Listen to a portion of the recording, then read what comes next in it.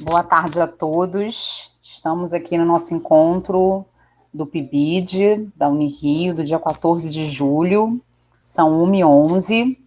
Hoje, novamente, e com muita alegria, a gente está recebendo o professor Ellison Coutinho, professor da Unirio, da Escola de Matemática da Unirio, e ele está trazendo aqui para a gente uma discussão sobre educação financeira. Então, esse é o segundo encontro em que nós recebemos o professor Ellison. Professor Ellison, mais uma vez, seja bem-vindo.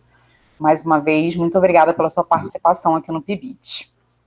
A palavra é sua. Boa tarde, Ellison. Obrigada pela presença novamente aqui com a gente, tá?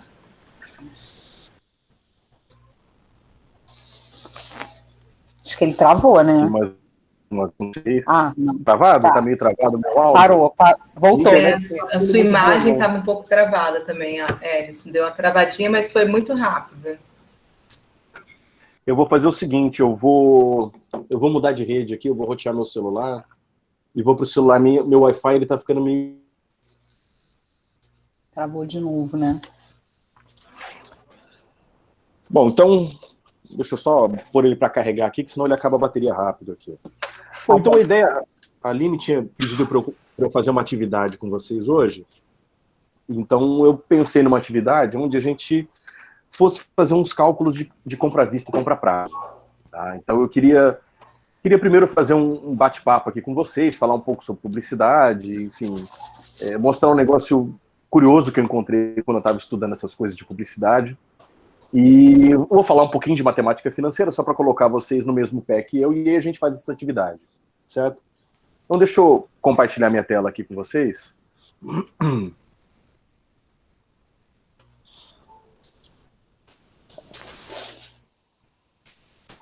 Esse é o carregador maluco. Tem um carregador que ele fica ligando e desligando meu telefone ao mesmo tempo. Agora foi. Então...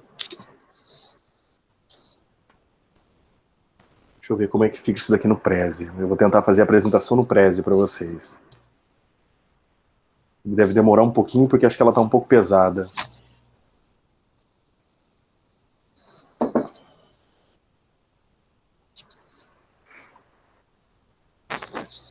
Então vamos lá. Então deixa eu... queria começar então falando um pouco disso daqui.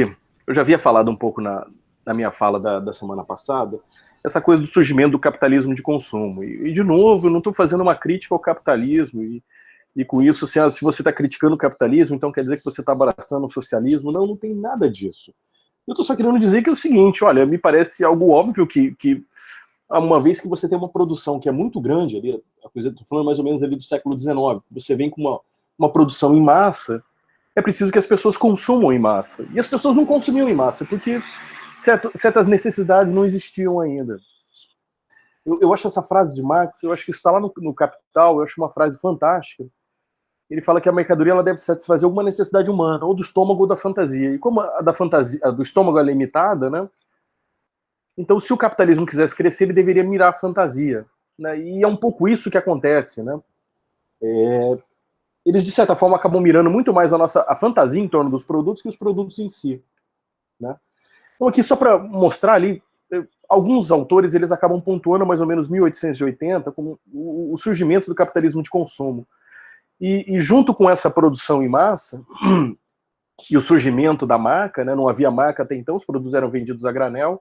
Então, ali por volta de 1880, você começa a ter o surgimento de algumas marcas, como Procter & Gamble, Campbell, Coca-Cola, uma série de marcas. E com isso, você tem um aumento nos gastos com publicidade. Não que não houvesse publicidade antes, mas ela começa a ter começa a desempenhar um papel maior, afinal de contas, era preciso vender. Era preciso vender. Então você vê aqui que se a Coca-Cola começa em 1892 com 11 mil dólares ao ano com publicidade, em 1929 ela já está gastando 3,8 milhões. E aqui eu trouxe duas propagandas, uma de 1898, a outra de 1905, ou seja, as duas ali da virada do século XIX e do século XX, uma do sabonete Ivory, e aqui o que é interessante é que a propaganda ela destaca características do produto. Né? Olha, ele é de excelente qualidade, ele não é caro, ele não racha, né? Ele não fica rachado, você pode lavar qualquer coisa, e o it floats, né? Ou seja, um sabonete que boiava. E aqui o Campbell, eles, no começo, eles forçavam essa coisa do... Você vê que é um garotinho, né, todo de bochechinha rosada, e a ideia é que você tem um surgimento das mulheres ali no trabalhar, né, o movimento das mulheres, de trabalho das mulheres, e a propaganda, então, ela vai destacar qualidades do produto, quer dizer, então isso aqui é uma coisa bem interessante dessa propaganda, né? E, olha, se todas as mulheres percebessem quanto seus maridos gostam de sopa, ela serviria todos os dias, né? É um lugar ótimo, né? Mas, enfim, era o lugar da mulher nessa época, ela precisava cozinhar, então a ideia de que um produto venha substituir esse trabalho que ela teria na cozinha, né? E, bom, eu vou dar um pulo gigante aqui, né, para mostrar uma propaganda da Benetton. É uma propaganda dos... Vocês conseguem me ouvir ainda? Eu estou tirando o microfone aqui para que vocês ouçam. Tá ouvindo, a gente está ouvindo. Tá. É uma propaganda dos anos 80, dos anos 90, perdão, essa daqui, mas a Benetton ficou bem conhecida nos anos 80. E é curioso porque, assim, a Benetton vende roupa. E a propaganda não tem roupa. E você tá difícil o áudio com a sua voz. O áudio está muito ruim, né? Mas eles estão falando essencialmente que ele é contra a guerra, contra não sei o quê, contra a violência contra os povos originários. É uma série de coisas, mas assim, não fala nada da roupa. E tanto que não mostra nenhuma roupa da Benetton, né? A gente tem que se esforçar um pouco para saber que eles estão vendendo roupa aí. Deixa eu voltar pro fone aqui. Eu vou passar, mas eu acho que tem um vídeo. Tá.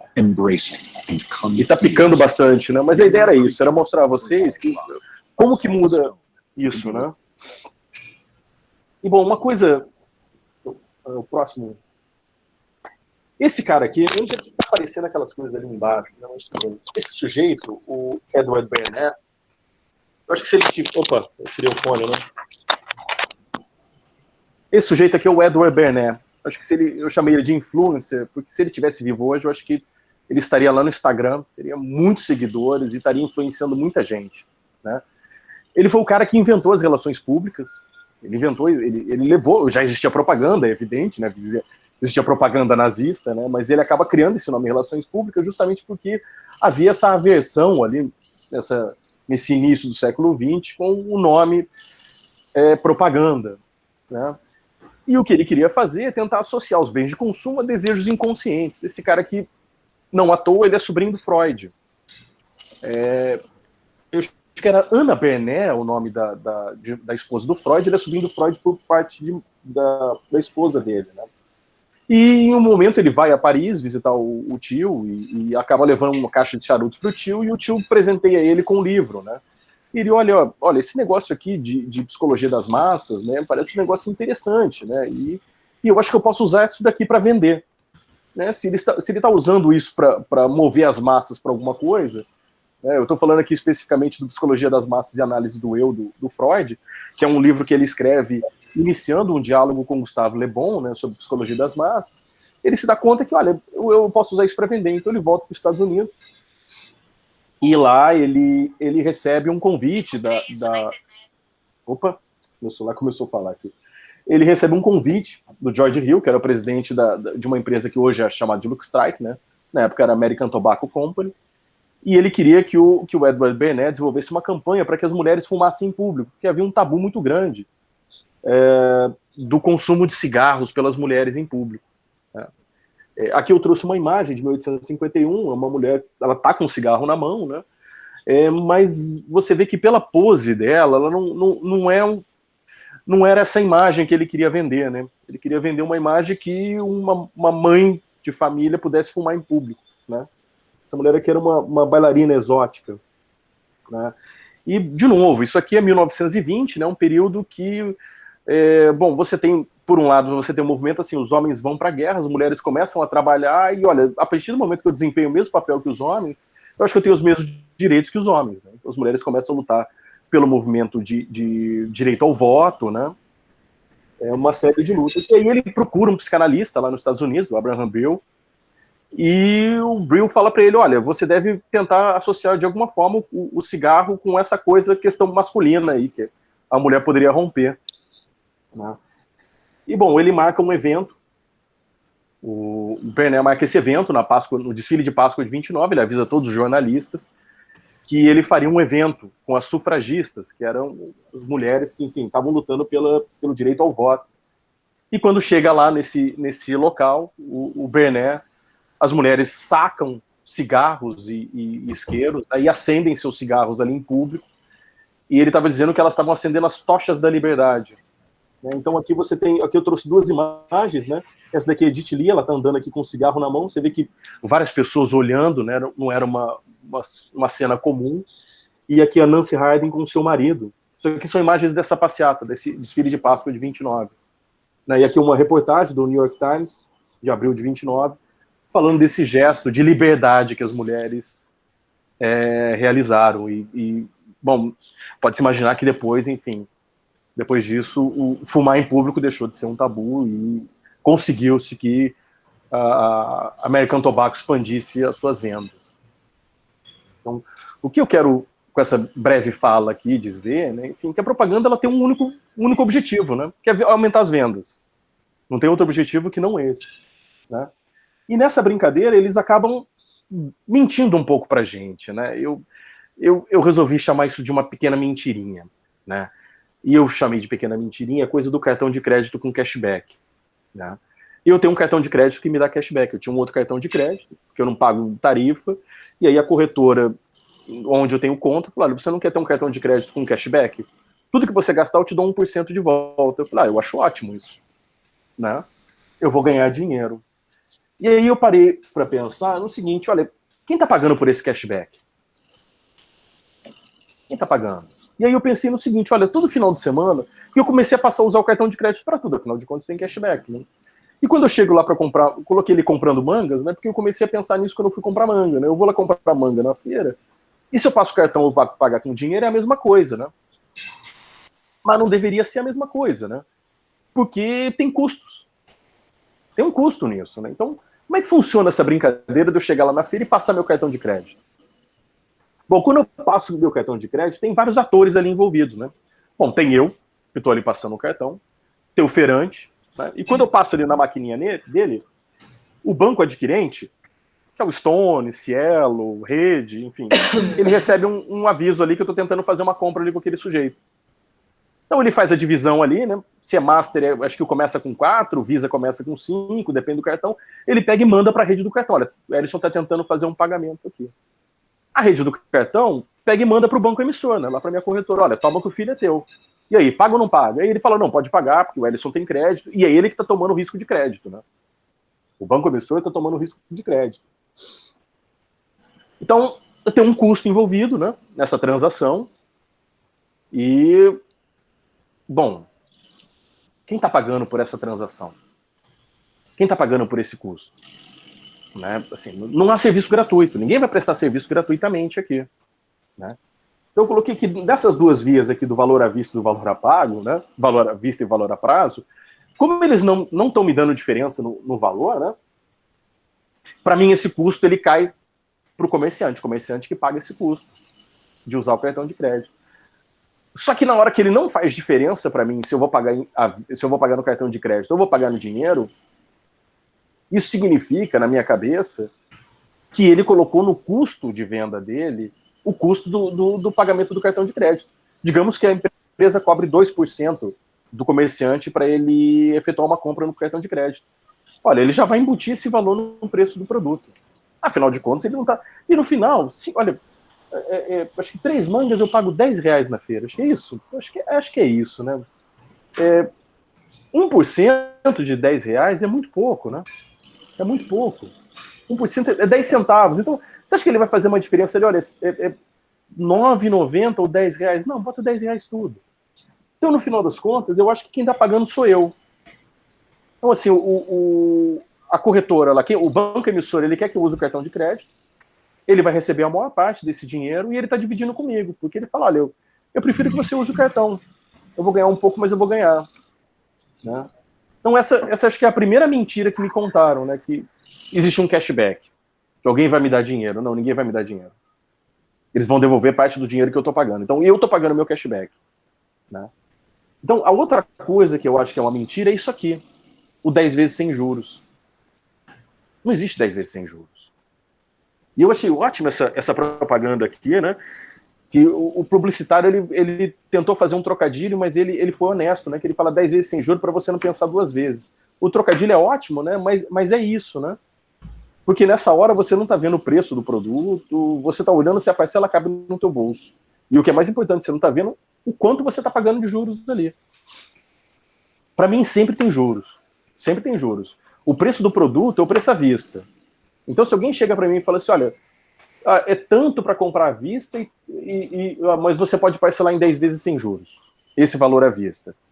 Fala, olha, esse cara está me roubando, porque ele está colocando um valor ali embutido, que é o valor do custo do cartão.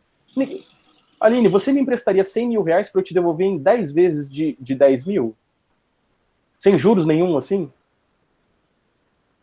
Não faria, né, Aline? Não faria. Ninguém faz um troço desse. Então, por que você acha que o lojista vai fazer? Ah, porque ele quer vender? Não tem juros. Então, o que eu quero fazer com vocês é o seguinte, como é que a gente calcula os juros disso aqui? Tá? Então, eu vou primeiro explicar como é que eu faço a conta da taxa de juros de um financiamento, que é a taxa interna de retorno. Tá? Então, eu vou explicar para vocês como é que a gente calcula a taxa interna de retorno. E eu quero que vocês façam as atividades que eu queria propor a vocês são duas. Né? Uma, para a gente calcular a taxa de juros de um financiamento normal, e depois a taxa de juros do IPTU. IPTU não, do IPVA. IPVA são 3, né?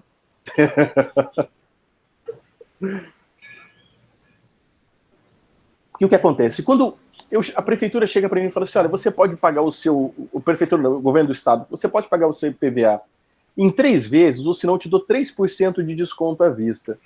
Na minha cabeça, funciona assim, não existe desconto para pagamento à vista. Existe o pagamento à vista, que é o valor do produto, e existe um acréscimo para eu pagar a prazo. Porque não existe é o preço do produto, é o preço do produto. Né? E eu acho que eles fazem isso porque, olha só, se eu chego lá, o cara fala assim, olha, se você for pagar a prazo, você tem um custo aqui. Puxa vida, tem um custo. Eu posso pensar 2 vezes. Né? Agora, se ele falar para mim, olha, não tem custo, 10 vezes para você não pensar 2 vezes. Né? Em 10 vezes para você não pensar 2 vezes. Eu não penso 2 vezes, não tem custo. Agora, eu chego lá, o cara fala assim, olha, esse valor aqui, você pode parcelar em 10 vezes, mas se você for pagar à vista, eu te dou um desconto. Olha que maravilha. É o tal do win-win situation, né? Porque se eu vou comprar à vista e o cara vai me dar desconto, eu vou ficar feliz, porque eu ganhei alguma coisa. E se eu for ficar a prazo, eu vou ficar feliz porque eu não estou pagando nada para pagar a prazo. Win-win situation, né? Mas é uma mentira. Para mim é uma mentira. Para mim o pagamento a prazo tem que ter juro. Tá? Então, como é que... Bom, eu quero falar para vocês de taxa interna de retorno. Então eu vou falar rapidamente aqui de matemática financeira para a gente poder chegar em taxa interna de retorno. Essencialmente eu quero trazer o valor, trazer dinheiro para trás e poder somar. Tá? Bom, então... Tudo bem. Então, é isso, né? Matemática financeira estuda a variação do dinheiro no tempo. Tá? E uma coisa básica, a gente não pode somar dinheiro se eles não estiverem no mesmo tempo. Eu não posso somar uma grana hoje com uma grana daqui a um ano. Eu tenho que trazer a grana daqui a um ano para hoje, ou levar o dinheiro de hoje para daqui a um ano. Então, vou só lembrar uma fórmula, né? Fórmula de juros compostos. O M aqui eu vou chamar de montante, o C de capital, o I é a taxa e o N é o prazo.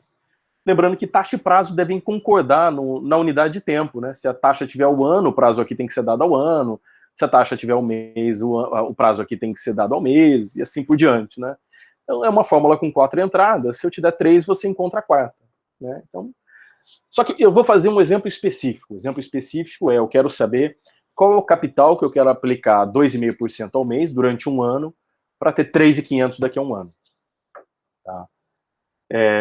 Então, eu pego aqui, eu quero saber quanto eu tenho que aplicar hoje, então repetindo, quanto eu tenho que aplicar hoje para daqui a um ano eu ter 3.500 aplicado a 2,5% ao mês. Eu uso essa fórmula aqui, olha, o capital é o montante dividido por 1 mais I elevado a N. Então faço essa conta, né? Lembrando que na fórmula, né, a taxa aqui é dada em percentual, mas na fórmula ela vai em decimal, né? Então aqui o 2,5, né, eu divido por 100, dá 0,025. E aí faço a conta, chego em 2.602,42. Então significa que se eu aplicar hoje 2.602,42 a 2,5% ao ano, daqui a um ano eu tenho R$3.500. Tá? Uma coisa importante nessa brincadeira aqui é a história do fluxo de caixa. Um desenho para poder esquematizar uma situação financeira. Tá? Então eu vou colocar várias setas para cima, indicando entradas de dinheiro, e setas para baixo. Aqui tinha uma seta para baixo, tá? Indicando saídas de dinheiro. Então, nesse caso aqui, por exemplo, esse fluxo de caixa, ele tem uma saída de V reais no tempo 0 e entradas nos tempos 1 até o N, né, de Y1 reais, Y2 reais até YN reais. Né? Isso aqui poderia ser uma situação onde, por exemplo, eu compro, supor que eu compro um imóvel, vou continuar com 100 mil reais, tá? Eu compro um imóvel por 100 mil reais aqui no tempo 0, então tem uma saída de caixa de 100 mil reais aqui no tempo 0, e vou alugar esse imóvel durante um ano por 100 mil, por R$1.000. Por R$1.000, não, por R$500. Eu vou alugar ele por R$500 durante um ano e depois eu vou vender ele por R$110 mil. Então aqui o V é 100 mil reais, que é a primeira saída de caixa de hoje, né? Aí eu vou alugar ele por R$500 todos os meses, durante 12 meses. Então aqui do 1 até o N, o Y1 é 500, o Y2 é 500. E aqui no N, né, é a última, né? E na última eu estou supondo que eu vou vender o imóvel por R$110 mil. Então aqui tem os 110 mil mais os 500 reais, né? 110.500 reais aqui. E aí, essencialmente, olha, imagina que você tem essa situação. Qual é a taxa de juros disso? Quanto você vai ganhar nessa brincadeira? Para comprar um imóvel de 100 mil reais, receber 500 reais durante um ano e daqui a um ano vender ele por 110 mil reais. E a gente quer fazer essa conta porque tem um tal do custo de oportunidade. Olha, eu poderia, ao invés de fazer isso com o meu dinheiro, fazer outra coisa mais rentável. Então eu queria saber quanto isso vai me render. Eu quero saber quanto eu vou pagar de juros naquele financiamento, que pode ser muito caro para eu pagar aquilo. Né? Talvez eu tenha um dinheiro parado que eu poderia resgatar e pagar aquele meu financiamento ali que eu estou pagando. Mas é isso, o fluxo de caixa é só um desenho para ajudar a nossa vida. Tá? Um conceito muito importante em matemática financeira é o conceito de valor nominal e valor presente. O valor nominal de uma dívida é o valor dela na data de vencimento dela, e o valor presente é o valor em uma data anterior ao vencimento. Então, digamos que eu tenho uma dívida de R$1.000 que vence daqui a um ano. Eu colocaria aqui R$1.000, o N igual a 12, né? A gente às vezes até chama de valor de face, né? Porque é o valor que aparece lá no papel, né? Tem um papel, a gente supõe que tem um papel onde o cara tem lá R$1.000, assim, né? E ele troca esse papel aqui por R$1.000 daqui a um ano. E o valor dela antes do vencimento é chamado de valor presente. Como é que eu faço a conta do valor presente? A conta do valor presente é a fórmula dos juros compostos, né? Porque o valor presente é o capital que você tem que aplicar hoje a essa taxa de juros para ter o valor nominal lá. Então, digamos que essa minha dívida aqui de R$1.000, resgatada em 12 meses, ela foi eu estou pagando 1% ao mês. Né? Então, quanto ela vale hoje? Ela vale uma grana que, aplicada durante 12 meses a 1% ao mês, vai render esses R$1.000 daqui a um ano. Esse é o valor dela hoje. E o valor dela hoje, bom, é a mesma brincadeira da fórmula de juros compostos, né? E eu tinha feito justamente aquele exemplo de propósito, né? Esse exemplo aqui, ó. Porque é a mesma pergunta, né? Qual o capital que, aplicado a 2,5% ao mês durante um ano, rende 3.500 depois de um ano? É a mesma conta. E aqui fica claro, eu gosto dessa representação aqui, e às vezes escrever o V como N vezes 1 mais I elevado a menos N. Né? E aí fica muito claro que esse 1 mais I elevado a N é um negócio que você usa para andar com o dinheiro no tempo. Se eu multiplico ele pelo N positivo, eu estou andando positivamente. Se eu estou multiplicando por menos N, eu estou trazendo ele no tempo.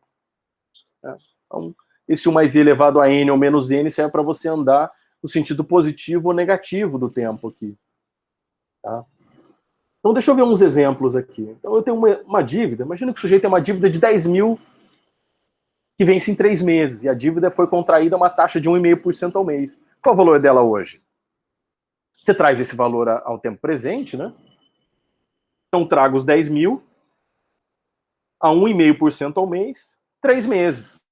Esse é o valor da dívida hoje. Mas é óbvio que, vamos supor que a Aline tem uma dívida comigo de 10 mil, né? E aí eu emprestei um dinheiro para a Aline lá atrás, ela tem que me devolver 10 mil daqui a 3 meses.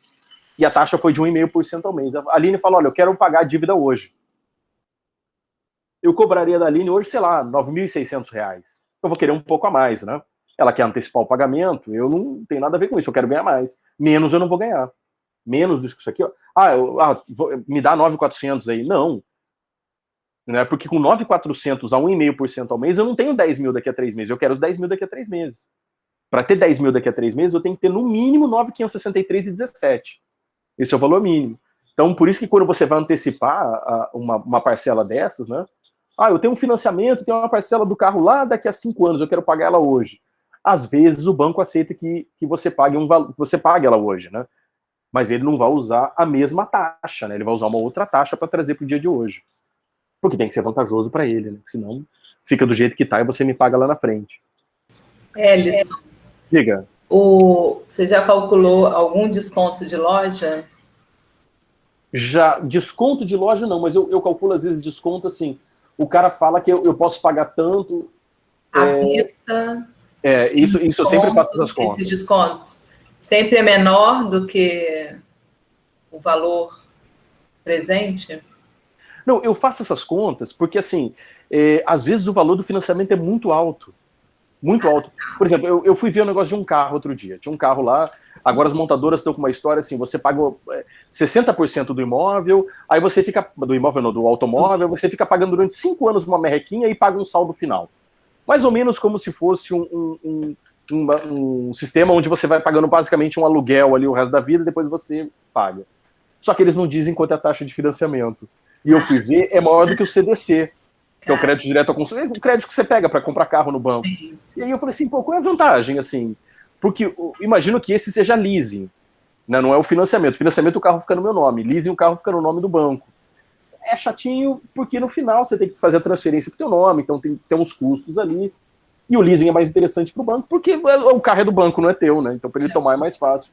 E eu falei assim, qual é a vantagem que eu tenho, então, fazendo isso, né? Eu achei que era um negócio que eu pagaria um juro mais baixo, não, eu pago um juro mais alto do que o CDC. Então eu faço essas contas porque eu quero saber quanto eu tô pagando, né? Muito bom. Sempre faço.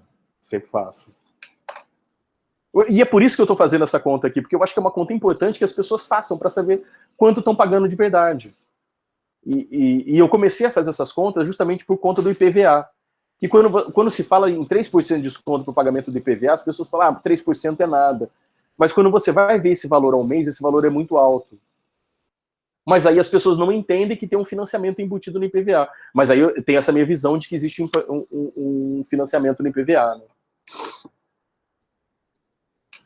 Bom, e se eu tiver 2 dívidas ao invés de uma só? Se eu tiver uma, eu trago essa uma única dívida a tempo presente. Essa é a brincadeira. Tem uma dívida lá na frente, trago ela ao dia de hoje. E se eu tiver 2? Então a pessoa tem uma dívida de 5 mil daqui a 2 meses e de 7 mil daqui a 5 meses. Qual o valor quanto ainda tem que ter hoje para aplicar 1% ao mês para fazer frente a esses compromissos? Ou seja, ela quer aplicar hoje um dinheiro que é exatamente o que vai pagar essa dívida. Ela quer fazer uma operação casada. Tá? Então, como é que ela tem que fazer essa operação casada? Bom, traz todo mundo a 1% ao mês. Porque, olha só, vamos fazer o seguinte, vamos pegar esse dinheiro aqui, ó, 5 mil dividido por 1,01 ao quadrado, mais 7 mil dividido por 1,01 à quinta, e vamos andar 2 meses no tempo.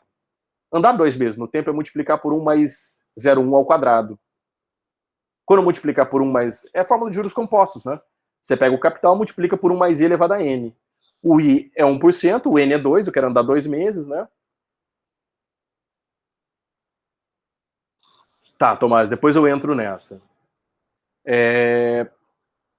Se você multiplicar, então, isso por 1,01 ao quadrado, né? Bom, aqui some, né? Sobra os 5 mil.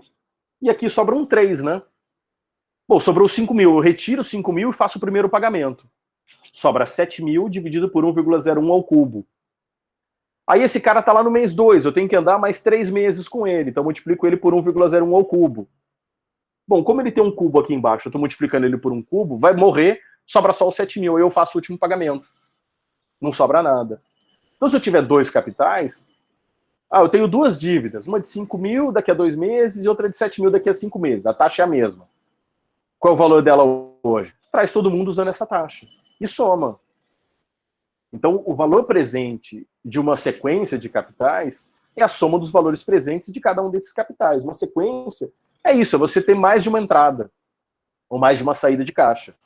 Então, se você tiver uma sequência de capitais, o valor presente dela é a soma dos valores presentes. Eu somo os valores. Trago uma dívida, trago a outra e somo todo mundo. Tá? Então é isso, ó. Tá aqui a fórmula. Se eu tenho uma sequência de capitais, Y1, Y2, YN, eu quero saber o valor presente dessa dívida, eu simplesmente somo todo mundo. E aqui uma coisa muito legal, né, que a gente pode brincar com progressões geométricas, é que se esse cara aqui for igual, Y1, Y2, YN, todo mundo for igual, você pode colocar esse Y em evidência, e o que vai aparecer ali dentro é uma soma de N termos de uma PG. E a gente pode usar a fórmula de soma de N termos de uma PG, né? Onde o primeiro termo é 1 sobre 1 mais I. Imagina que todo mundo aqui é igual, ó. Todo mundo é igual a R. Põe o R em evidência. Aí vai ficar R que multiplica 1 sobre 1 mais I, 1 sobre 1 mais I ao quadrado, 1 sobre 1, até 1 mais I elevado a N. Então é uma coisa que a gente pode brincar e explorar nas aulas de análise combinatória, né? Dá para fazer uma conta aqui. Eu faço essa coisa de comprar visto e comprar a prazo nas minhas aulas de polinômios. É uma forçação de barra tremenda, eu concordo. Mas eu apresento o tema. Essa é a ideia da educação financeira. Eu chego lá e trato de educação financeira com os alunos. É um pouco forçação de barra fazer aparecer uma função polinomial? É, mas dá para fazer assim. E eu vou fazer assim com vocês hoje, tá? Então deixa eu dar um exemplo aqui, né? Então, suponha que você tem uma dívida. Você tem que fazer um pagamento de 2 mil daqui a um mês, 3 mil daqui a 2 meses e 5 mil daqui a 3 meses. Então, quanto você tem que aplicar hoje a 1,5% ao mês para fazer frente a essas despesas, sobrando saldo nulo? Então, a brincadeira, você traz todo mundo a valor presente e soma. Traz os 2 mil, usando a taxa de 1,5, trago os 3 mil usando a taxa de 1,5. 3 mil está lá daqui a 2 meses, né? Então trago ele 2 meses, ó.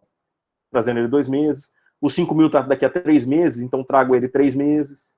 Né? Então trago todo mundo a valor presente e somo. Então esse é o valor que eu tenho que aplicar hoje para poder fazer frente a 1,5% ao mês, para fazer frente a esses pagamentos. Tá?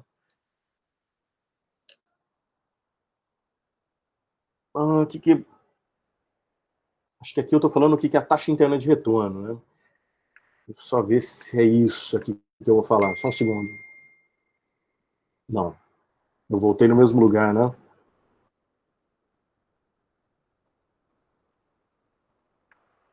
Ah, não, é o exemplo 2, né? Vamos ver o exemplo 2 aqui da sequência de pagamentos. Então, uma loja, ela vende um conjunto de sofás por R$500 de entrada, mais 3 prestações mensais de 800 cada uma. Então, o comprador, ele consegue aplicar o dinheiro dele a 1,2% ao mês. Então, quanto ele tem que ter hoje para poder efetuar essa compra? Então, qual é a ideia? Ele vai pegar hoje, ele vai dar a entrada, ele tem que ter um dinheiro que ele dê os R$500 de entrada, o restante ele vai aplicar 1,2% ao mês, e esse dinheiro ele vai pagar as prestações. Está tentando fazer uma operação casada aqui. Né? Ele vai aplicar o dinheiro, ao invés de comprar o sofá à vista, e vai comprar a prazo. Então, quanto ele tem que aplicar para poder fazer frente a esses pagamentos aqui? Então, o que eu fiz aqui? Como é que eu estou fazendo essa conta? Né? Bom, quanto ele tem que aplicar a 1,2% ao mês para fazer frente aos pagamentos de R$800 aqui? Então, vamos olhar isso primeiro. Bom, trago todo mundo a tempo presente, né? Trago a primeira parcela, trago a segunda parcela, trago a terceira parcela. Então, esse é o valor que ele tem que aplicar hoje a 1,2% ao mês para pagar as prestações do sofá. Mas aí eu somei R$500 porque também tem a entrada. Tem a entrada que ele tem que dar. Então, se ele quer fazer essa operação casada, né, então ele tem que ter 2.843,53. Imagina, ele tem o dinheiro dele está aplicado a 1,2% ao mês. Né? Será que vale a pena ele resgatar o dinheiro e pagar o sofá à vista ou pagar dessa forma a prazo? Depende, qual o valor à vista? Se o valor à vista for, deixa eu pensar aqui, inferior a esse, é melhor ele pagar à vista. Porque para ele pagar a prazo, ele tem que pagar 2.843,53.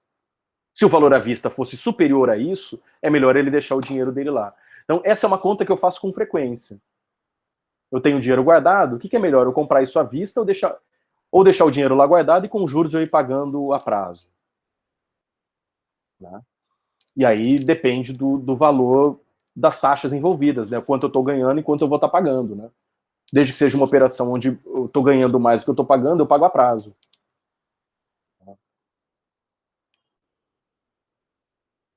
Aqui é o seguinte, olha. A TV ela é vendida à vista R$ 1.500 por R$ 1.500. Ou então em 3 prestações mensais iguais, sendo que a taxa de financiamento é de 3% ao mês. Então, como é que eu faço para calcular o valor da prestação?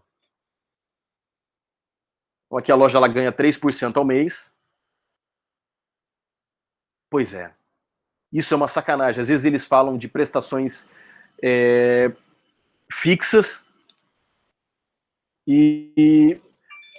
Olha, Maria, eu acho que assim, a coisa sempre tem juros. Mas eles usam muito essa coisa do prestação fixa, né? Prestação fixa em 10 iguais, né? 10 vezes iguais, como se isso não fosse embutir uns juros ali, né? Então, olha, como a loja está ganhando 3% ao mês, eu estou dizendo que a prestação vale X e estou trazendo esse X para o dia de hoje. Tá? Então, para ela ganhar 3% ao mês, olha, esse aqui é o valor que eu tenho que aplicar hoje para que a loja tenha prestações de X reais e ganhe 3% ao mês. E eu sei que o valor hoje é o valor à vista. Então, quando eu for fazer essa conta, como é que eu faço a conta do financiamento de uma forma geral? Olha, tem um valor à vista para o produto, ou então ele pode ser comprado em 3 prestações. Vamos pensar que essa televisão aqui mesmo, né? A televisão ela pode ser vendida à vista por R$ 1.500, ou então em 3 prestações mensais iguais de R$ 550. Então aqui em cima no lugar do X aparece 550, aqui 550, aqui 550. E eu preciso descobrir quem é o I. Então aqui vai aparecer 1 mais I, aqui aparece 1 mais I ao quadrado e aqui 1 mais I ao cubo. E eu tenho que achar o I aqui na brincadeira. Então, sempre que aparece lá na loja para mim,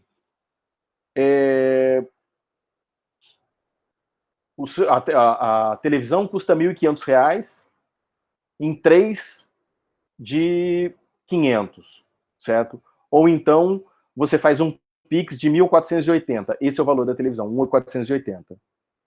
O 3 de 500, ali está os juros do financiamento. E é esse cara que eu vou atrás agora, tentar descobrir.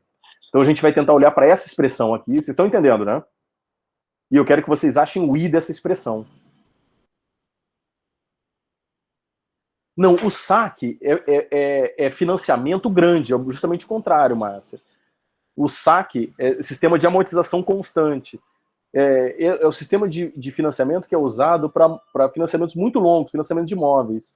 Que aí você tem saque, price, essas coisas. Pode falar, Márcia. Boa tarde, pessoal. Boa tarde, professor Ellison. Então, a gente fala juros jurados, né? Que são as parcelas juradas, juros sobre juros. Eles têm, assim, parece um pouco com o sistema saque, né? Que é aquelas prestações fixas. Ou já confundi as bolas, e é a price. Um desses 2 sistemas, não, amortização constante, é o sistema saque. Isso, o próprio nome é esse, né? Sistema de amortização constante. São as amortizações constantes. Então, a gente tem uma tabela, umas taxas fixas, nossas prestações são fixas. Similarmente, porque são financiamentos longos, de 80 meses, de 86 meses, até mais meses, né? Para grandes financiamentos de imóveis e tal, que a gente vai ter na amortização do valor montante. Mas, assim, a ideia é similar quando a gente fala de um valor de R$ 1.500 que vem juros sobre juros. Não é a mesma coisa? A ideia de juros sobre juros, mas é a ideia de os juros compostos mesmo, né? Sim, qualquer porque juro nesse composto aqui... é juros sobre juros. Então, mas às vezes a gente fica com essa falsa sensação de que não é, né? Igual, quando a gente daqui no primeiro mês, a gente já botou 30%. E aí, no segundo mês, vai ser o quê? Mais 3%, desculpa. 3% ao mês aqui que ele tá ganhando. Isso. Assim, mas vamos supor que fosse uma prestação. Aí sairia lá 503, eu acho. O valor dos 3% sobre 500. Ou seria em cima desse valor grande mesmo? Então, a taxa de juros, ela sai dessa conta, porque como é juros sobre juros, não dá pra gente fazer essa conta assim meio... Peraí, deixa eu só... É juros sobre juros, isso. Porque a gente acha que de 0 a 30 já tem uma taxa. Daí a gente tira um valor, né? Já quitou um valor e tem outro. Aí tem juro em cima daquele outro. Ou a gente fez juro em cima do grandão? Não, olha, você pegou um dinheiro e você tá pagando 3% em cima disso. Todo mês, Todo mês tá pagando 3%. É porque colocando assim, deu a entender, assim, me veio a ideia assim do sistema saque, né? Que a gente tira, mas aí pega aquele valor que ainda resta, que eu achava até interessante se a gente pudesse usar isso as nossas compras pequenas, né? Que ia amortizando os valores, que a gente não pegava Só pro assim. grande só. Só pro grande, Porque porque aí a gente o ia que ter acontece é o seguinte, a ideia da amortização é que, imagina que você está financiando lá, você financiou, vamos fazer uma conta aqui, você financiou 500 mil reais, você vai pagar 1% ao Sim. mês. Né? Então, 1% ao mês, 1% de 500 mil reais, 50 mil reais, 5 mil reais. Então, todo mês você tem que pagar 5 mil reais. Né? Só que a tua prestação é de 5.200. Só que olha só, primeiro mês, mais você tem que pagar 5 mil reais de juros. Né? Então você me pagou 5 mil reais, só que você me deu 5.200. O que eu vou fazer com esses 200? Eu vou amortizar a tua dívida, eu vou tirar. Então você não me deve mais 500 mil reais, você me deve 500 mil reais menos 200 reais. E agora eu vou cobrar 1% em cima desse teu saldo devedor. Então essa é a ideia de saque, do sistema saque. E isso aí, agora a gente chegou no meu raciocínio. Será que nessas Isso. pequenas operações a gente usa esse mesmo, um sistema semelhante ou não? A gente usa em cima do saldo grande, né? Do valor devedor. Em cima do inicial, do inicial mesmo. Não, porque é muito pequeno, não vai fazer tanta diferença assim. Então, Isso só vai o que a fazer gente pode concluir é que essas... de 30 anos, né? Aí vai fazer diferença. Mas aí a gente pode concluir o quê? Que esse sistema é bem rentável, porque pode ser um valor pequeno, mas se a gente colocar aí muita quantidade, né? Tem essa outra variante também, né? Mas é que eu acho que não vai fazer muita diferença. Quando você pegar uma parcela muito pequena, não vai fazer diferença. O saque ele faz diferença no longo prazo, né? Tanto que assim, quando você olha um financiamento imobiliário, as primeiras parcelas, elas não são tão distintas assim. Ela começa a mudar depois de 5 anos, que aí os valores são bem menores. Começam a cair, verdade. Pequenos, não. Entendi, professor, valeu aí, tá? Eu queria saber só a ideia, se ela tinha uma ideia semelhante a esses valores pequenos, semelhante como o saque, o price, não como o saque, por causa da parcela fixa. Porque aí a gente já usa o juro sobre o juro, já vem o primeiro mês, o segundo mês, aí já vem tudo embutido, né? Ele e aí vai aparecendo aqui. Tá certo, valeu, professor. Mas aí aqui, deixa eu só explicar um negócio a vocês. Como é que eu vou fazer a brincadeira aqui então? Então imagina que a televisão custa R$ 1.500, ou então em 3 parcelas de 510. Né? Multiplico 3 por 510, né? Por 510 vai dar 1.530, né? E eu não posso. Esse é o problema, eu não posso multiplicar 3 por 510. Porque eu tô pegando 510, 510, 510. Isso é a coisa mais errada em matemática financeira, que é você somar valores distintos no tempo. Porque qual é a taxa de juros disso, né? A primeira tentativa, você pegar 510 mais 510 mais 510, isso dá 1.530, e aí você vê a taxa de juros disso. Olha, eu peguei 1.500 emprestado para pagar 1.530. Qual é a taxa de juros dessa operação? É 1.530 dividido por 1.500 menos 1. Mas não é assim que é feita a conta, né? Porque você está somando tempos, dinheiros em unidades, em instantes diferentes do tempo. Não pode. Então você vai trazer todo mundo a valor presente e vai somar. Então eu vou fazer a conta assim, olha, 1.500 é 510 dividido por 1 mais i, 510 dividido por 1 mais i ao quadrado, 510 dividido por 1 mais i ao cubo. Aí eu vou chamar esse... Deixa eu mostrar aqui, ó. Mais do que fazer isso, deixa eu mostrar como é que eu vou fazer a conta. Então é isso, olha, a taxa interna de retorno é a taxa de juros que realiza esse fluxo de caixa. Olha, vamos voltar lá àquele primeiro exemplo que eu tinha dito, né? Eu quero pagar 100 mil reais no apartamento, eu vou alugar ele por 500 reais durante 12 meses e vender ele por 110 mil reais daqui a um ano. Qual é a taxa de juros disso? Quanto eu vou ganhar nessa brincadeira? Então, como é que eu vou fazer essa conta? Bom, a taxa interna de retorno, que é a taxa de juros desse financiamento, é a taxa que faz essa conta aqui, ó. É essa taxa, que torna esses 100 mil reais o valor presente dessa sequência de capitais. 500 mil, trago um mês, 500 mil, trago 2 meses, aqui é o 110.500 reais, né? Trago 12 meses, isso é a brincadeira, eu tenho que achar o I aqui.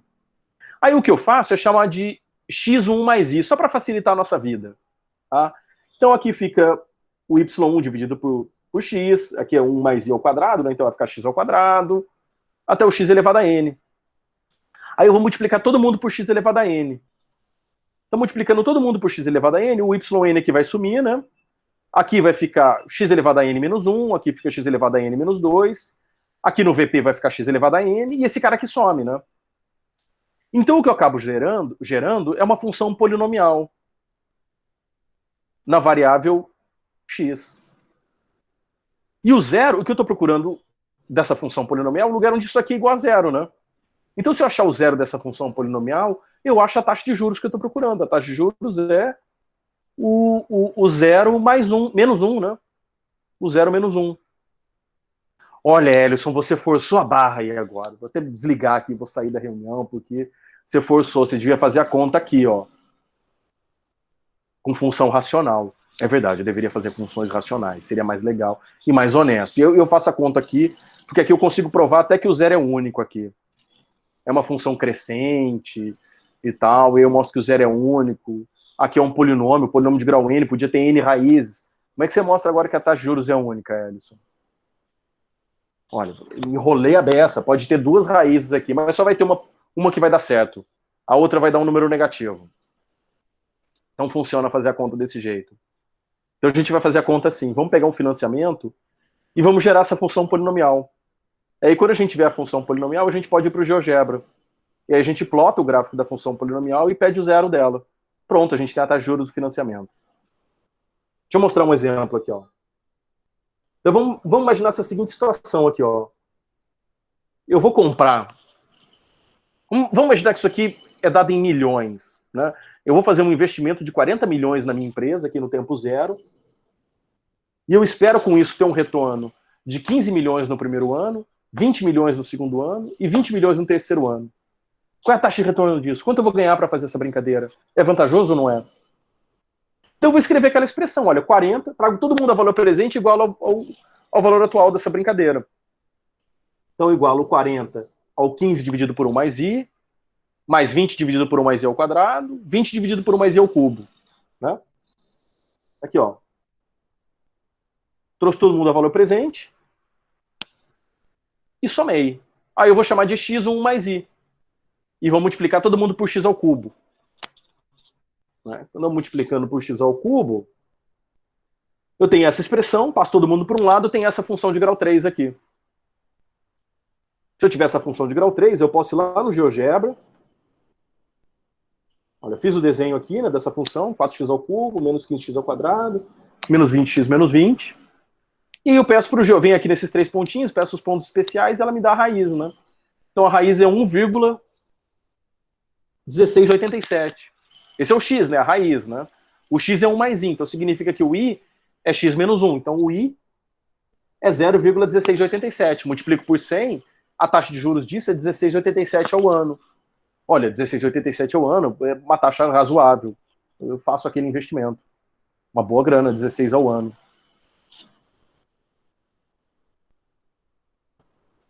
Aqui um outro exemplo. Vocês querem fazer isso daqui?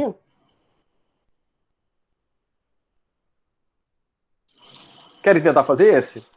É um empréstimo que é concedido a uma empresa, né?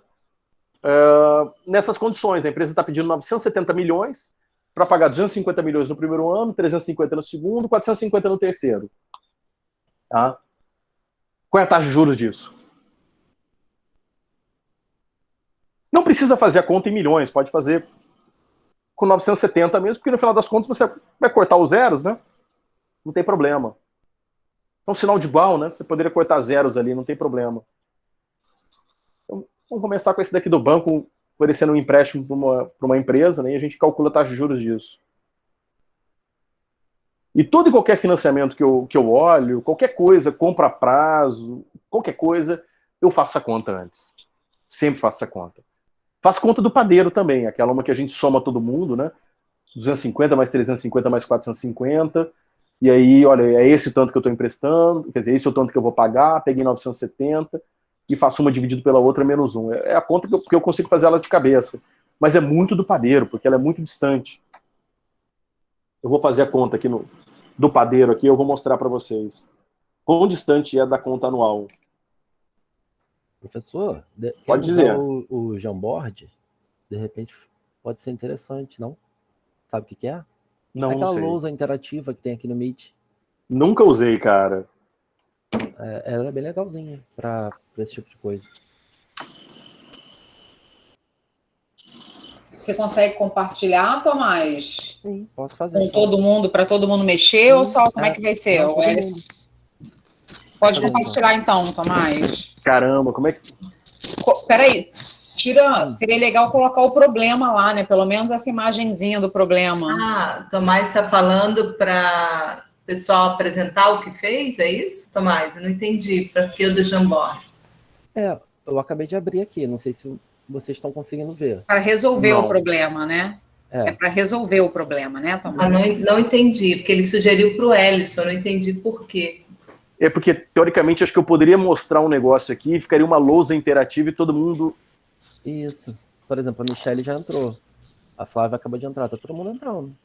Ah, não dá para você... Mas seria legal... agora que eu entendi. Colocar Você abre aqui, o Jamboard aí e todo mundo É. vai entrando, né? Aí continua na reunião e ao mesmo tempo no Jamboard. É uma forma de interatividade da Eu uso reunião. Jamboard nas aulas, compartilho. Mas aí, geralmente, Tomás, quando a gente pode fazer isso que você fez, né?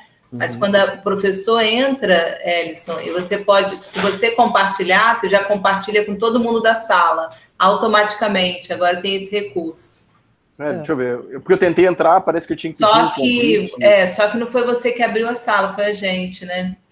Aí você não tem esse recurso, entendeu? Ah, entendi. Mas quando você entrar com a sua conta, quando você tiver as suas aulas, daí você pode fazer isso, vai automaticamente para todos os alunos, né? Quer que eu feche e ele abra? Faz diferença? Não sei. Não, acho que não tem faz que abrir quem diferença, faz a não. reunião. Não é isso, Luzia?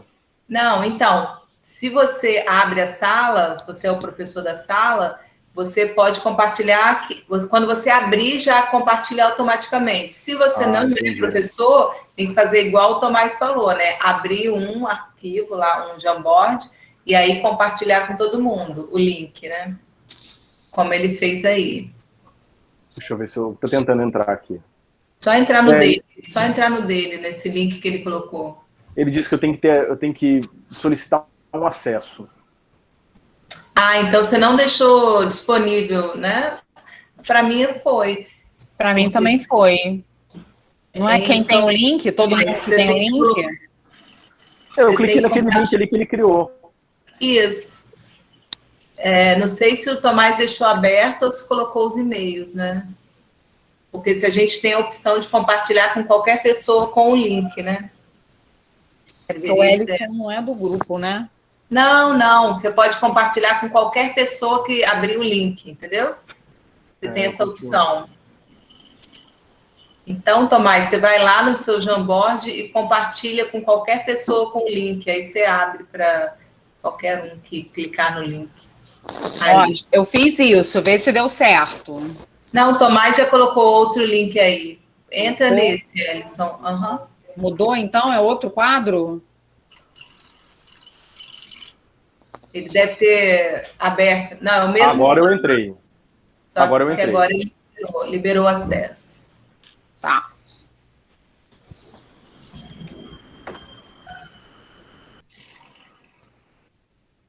Eu tenho um jeito de rabiscar aqui. Ah, entendi.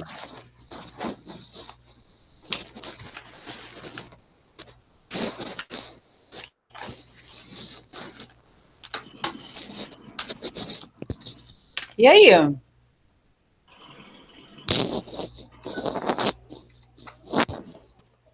Quem está escrevendo ali? Não fui eu que escrevi, então, professor. Entendeu o que era? Termina de escrever. Eu cheguei até a começar a apagar, na verdade. Não, pode continuar. A ideia é essa. Aí você vai gerar um polinômio, né? Não apaga, não. Olha lá. Isso aí, 970, né? Aí a primeira parcela é de 250, a segunda é de 350.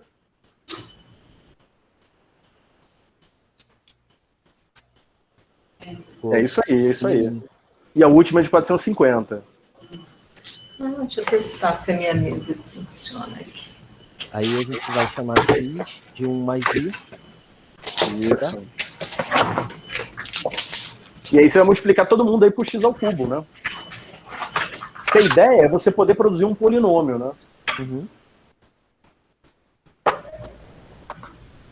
É porque assim, por que eu estou querendo fazer o polinômio? Porque a gente poderia pegar essa função que é o Tomás, né, que está escrevendo, né? Sim. Que o Tomás escreveu aqui, e a gente poderia plotar o gráfico dela, né, como uma função racional e pedir o zero dela, né? Mas eu estou forçando o polinômio porque quando a gente tem... Vocês estão vendo que o grau do polinômio tem a ver com o número de parcelas, né? Como são 3 parcelas... Oi? Eu troquei o frame, tá, professor? Estou escrevendo Ah, no frame tá. 2. Tá. Como são 3 parcelas, o polinômio vai ter grau 3.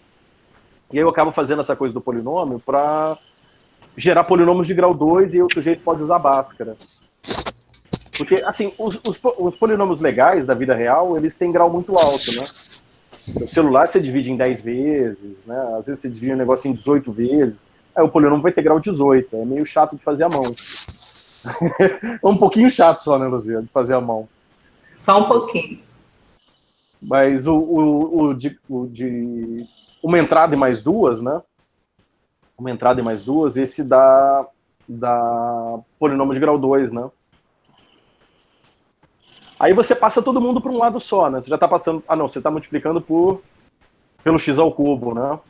Isso. Multiplicando pelo x ao cubo. E aí depois, passou todo mundo para um lado, já pode plotar o gráfico no GeoGebra. Não, ele é x ao cubo, né?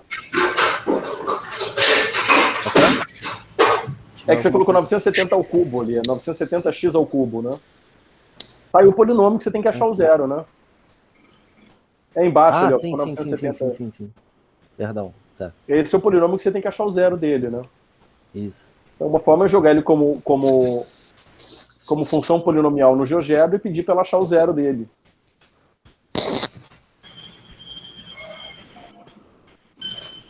Entendi, muito legal. Vai chegar até o fim da solução? Então, vamos abrir o GeoGebra aqui. Deixa eu compartilhar um isso GeoGebra. aí agora, a próxima passo seria o GeoGebra, isso aí. Deixa eu achar aqui o seu...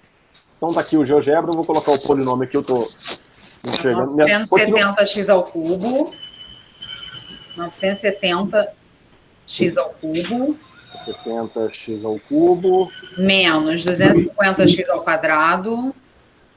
Menos 350x. Menos 450. Não é isso, pessoal? Isso. Então tá aqui. 450, tá 450 ali? Tá, 450. Tá. Foi. Aí eu vou clicar aqui nesse 3 pontinhos, pedir os pontos especiais, a raiz é 1,04. Deixa eu só aumentar o número de casas decimais, porque como é taxa de juros, é sempre bom ter bastante casas aqui. É muito legal fazer isso assim. Então tá aqui a taxa de juros, ó, 1,0374, né? Esse é o X, né? Uhum. Portanto, o I, que é a taxa de juros, é 0,374. Zero, né? 37, tem um zero ali, né? Tem um zero. 7 e 4. Tem um zero. Tá. Isso dá 3,704, né? Ao ano, né? Isso. Ao ano. Ao ano ou ao mês? É o mês, perdão, ao mês. Ao mês. É o empréstimo em meses, né? Em meses, então ele dá na unidade de tempo que você tem aqui, né? Se a sua unidade de tempo está em meses, ele vai dar a taxa de juros ao mês. Então, o primeiro aqui, ó, que eu quero fazer isso. Eu achei o site da Fast Shop, e eu fui no site da Fast porque ela tem esse hábito de fazer a diferença entre o preço à vista e o preço a prazo, né? Então, para mim, aqui o preço à vista é esse aqui, ó, 1.449. Esse é o preço à vista.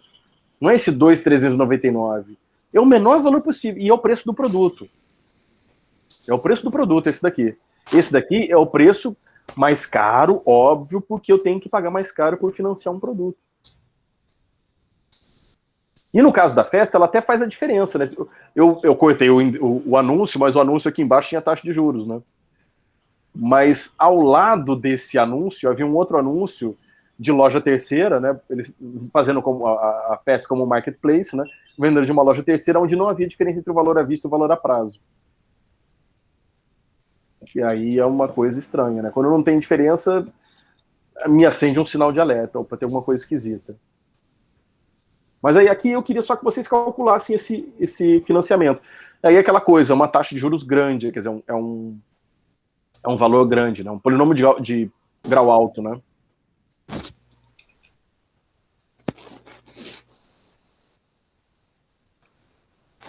E aqui, só uma observação, a gente está fazendo todas essas contas e não tem nenhum valor dado como entrada.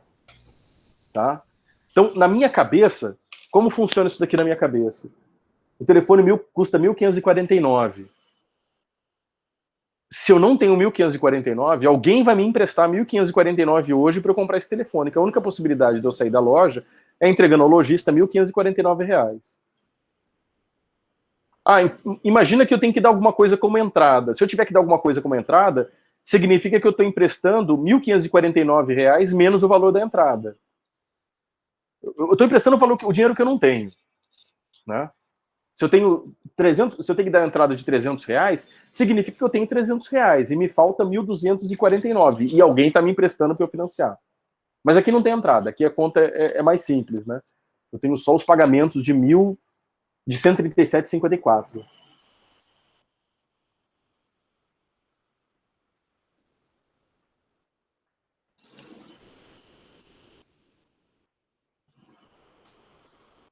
O board de vocês eu só estou olhando, tá?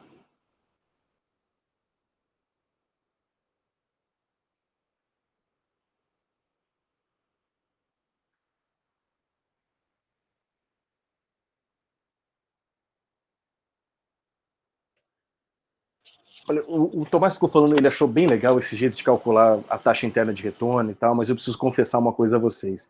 A gente não usa nem aquela função racional lá para calcular. Tem gente, bom, tem gente que usa 12C para fazer essas contas, né? A calculadora HP 12C faz, mas o Google Planilhas, ele tem uma ferramenta lá bem interessante de fazer taxa interna de retorno. Ele tem um comando chamado TIR, taxa interna de retorno. Uhum. Né? Mas, de novo, por que eu estou fazendo desse jeito? Porque é uma forçação de barra para eu colocar esse assunto dentro da aula de polinômios. Eu colo no assunto de polinômios isso daqui porque eu acho uma aplicação para a fórmula de Bhaskara. Lembra do meu meme lá? Passou-se mais um dia, eu não usei a fórmula de Bhaskara. Eu achei uma aplicação para a fórmula de Bhaskara, que é calcular um financiamento de uma entrada e mais duas. Se você for calcular a taxa de juros que você paga para o Estado quando você financia o seu IPVA, usa a fórmula de Bhaskara. Então, assim, é uma forma de fazer uma conta no dia a dia da pessoa. E ela se dá conta, né? O que eu quero chamar a atenção com essa história toda aqui de vocês? Olha, a publicidade está aí para uma única coisa, vender. Vender. E nem que ela tenha que mentir um pouquinho, ela vai fazer isso para vender mais. E o seu objetivo aqui é tentar se guiar nesse mundo, né? Porque o mundo é esse, né? Eu não acho que a gente pode mudar o mundo. O mundo é esse que está aí, e o que eu posso fazer é enfrentar esse mundo de alguma forma. Então, de que modo que a gente vai se guiar aqui para não ser tongado a cada esquina, né? Em cada esquina alguém está querendo enfiar a mão no meu bolso e tirar algum dinheiro, né?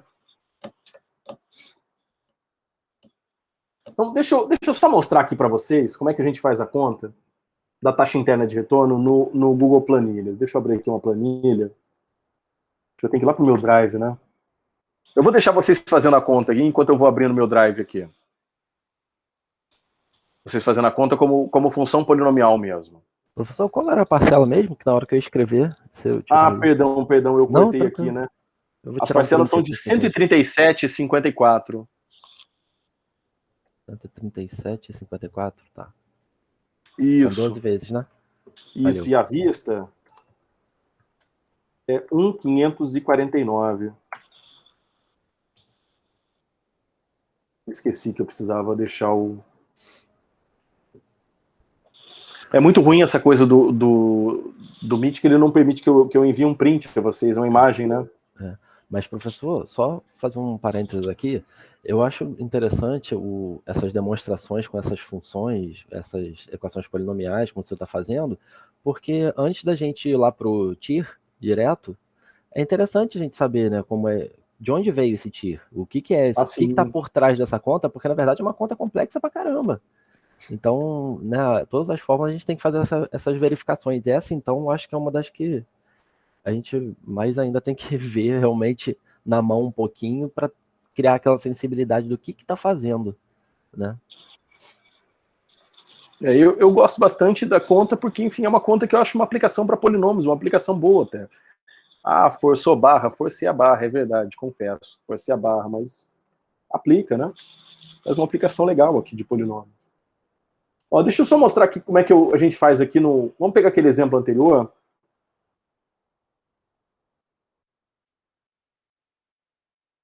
Eu tinha um valor aqui, né? 250, 350, 450. Então, o que sai do meu bolso? A Márcia quer falar, né, Márcia? Pode falar. Professor, eu não sei se a minha dúvida procede, mas o senhor falou que tudo tem juros, né? Que o banco, o lojista nunca dá nada, né? De graça. Como é que Como é que fica a gente comprando um produto em que o preço à vista é igual ao preço em prestação? Por exemplo, a Então, gente compra um produto de R$ 1.000 à vista, em prestação de 10%. Os juros estarem embutidos já no preço à vista?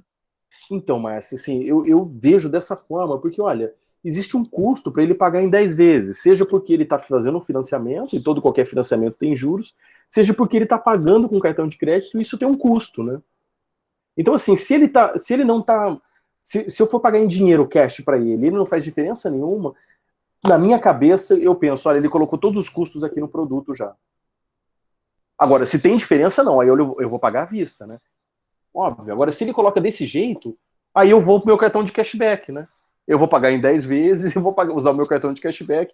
Por quê? Porque o dinheiro, esses R$ 1.000 que ele não tá fazendo diferença, olha, para mim é diferente receber R$ 1.000 de uma vez ou receber em 10 vezes. Para mim, não. Eu prefiro pegar esses R$ 1.000 e aplicar, que eu vou ganhar alguma coisa. Alguma coisa. Eu ganho aí, sei lá, zero. Olha, tem fundo imobiliário que está pagando 0,6 ao mês, tem fundo imobiliário que está pagando 1% ao mês. Então eu ponho meu dinheiro lá no fundo. É bom, tem risco, né? Eu vou correr risco comprando no fundo imobiliário. Não é uma operação que não vai ter risco para mim, mas eu prefiro correr esse risco do que não tem diferença nenhuma. Não tem diferença nenhuma, alguém tá botando um dinheiro aí e eu tô pagando isso, né? Para mim isso não faz sentido, Márcia. Não faz sentido. Entendi. É lógico que assim, eu posso entender um lojista que queira desencalhar um produto do estoque e dê um desconto para vender. Isso eu acho natural, razoável. O que eu não acho razoável é que o preço à vista e o preço a prazo seja igual. E, bom, aí também tem uma coisa de defesa do consumidor, né? Os institutos de defesa do consumidor, eles não querem que exista uma diferenciação no pagamento com cartão de crédito ou pagamento com dinheiro. Sim. Eu acho equivocado. Eu acho que porque o pagamento com cartão de crédito tem um custo. O dinheiro, com dinheiro não, eu dou dinheiro ali pro cara e pronto, acabou. Então, assim, se ele não tá fazendo essa diferenciação, na minha cabeça, olha, ele tá cobrando o custo de todo mundo, porque ele vai repassar isso, né? O custo já está embutido no preço à vista, né? Na minha cabeça, eu penso desse jeito. Paga à vista já entra de gaiato nessa história, já está pagando sem saber. Pois é, isso eu penso desse jeito. Olha, eu tô pagando para alguém pagar a prazo. Entendi. Eu tô pagando para alguém pagar a prazo. Então eu, por exemplo, hoje em dia todos os meus gastos passam pelo meu cartão de crédito. Todos os meus gastos. Por quê? Porque eu vou ter cashback. Se eu compro manga com dinheiro e compro manga com cartão de crédito, é o mesmo valor. Se eu compro com cartão de crédito, 1% volta para mim. Eu prefiro que volte 1% para mim. Certo. Né? Enfim, eu não estou falando de cashback de empresas como, sei lá, o PicPay, que aceita que você transfira dinheiro para outra pessoa e te dá cashback ainda com isso. Isso é uma outra coisa. É uma empresa que está querendo crescer e vai queimando dinheiro, vai queimando caixa para isso. Agora, alguém que, olha, vai lá, passa o teu cartão de crédito lá e eu te dou 1% ao mês toda vez. Tudo bem, eles estão querendo crescer também, mas eles não estão queimando caixa para isso, né? Eles estão pegando parte do dinheiro que eles receberiam e me dando de volta. O meu próprio dinheiro, né? Gente, a Giovana tá com a mão levantada e a Michelle está colocando umas coisas lá no chat que eu ainda não vi. Tá, então vamos lá, Michelle, pode falar. Não, a Giovana. A Giovana levantou a mão antes. Olá, professor. É mais uma dúvida sobre a função polinomial que surge aí com essa conta que a gente faz. Por exemplo, na do 970, a gente tem ali um x ao cubo, né? Aí você botou no GeoGebra, apareceu uma raiz só.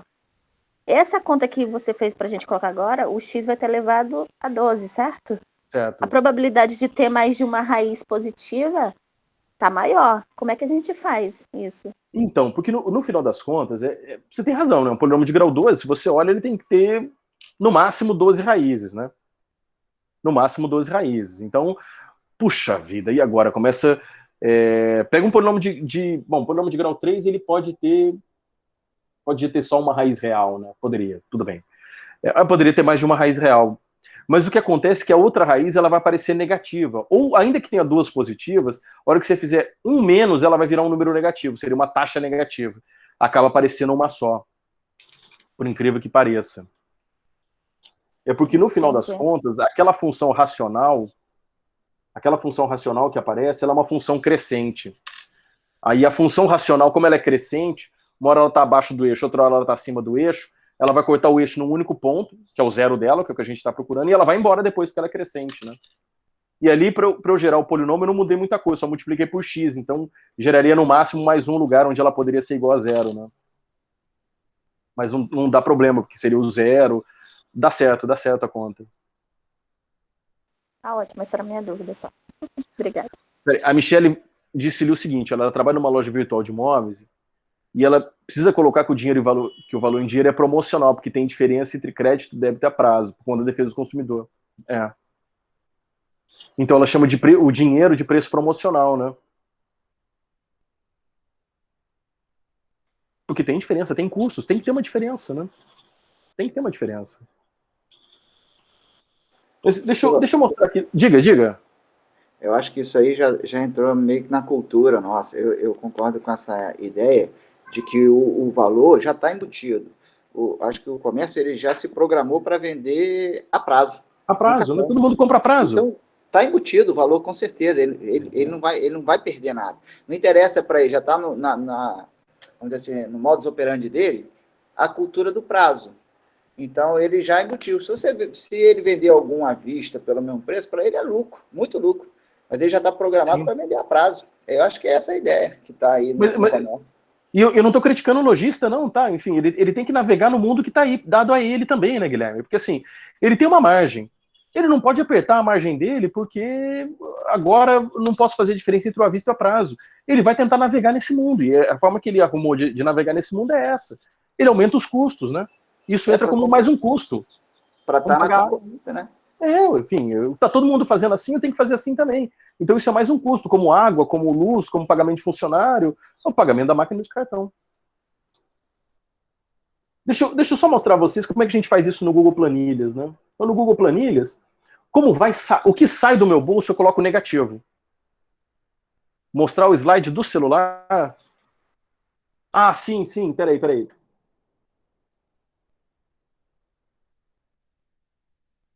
Aqui, ó.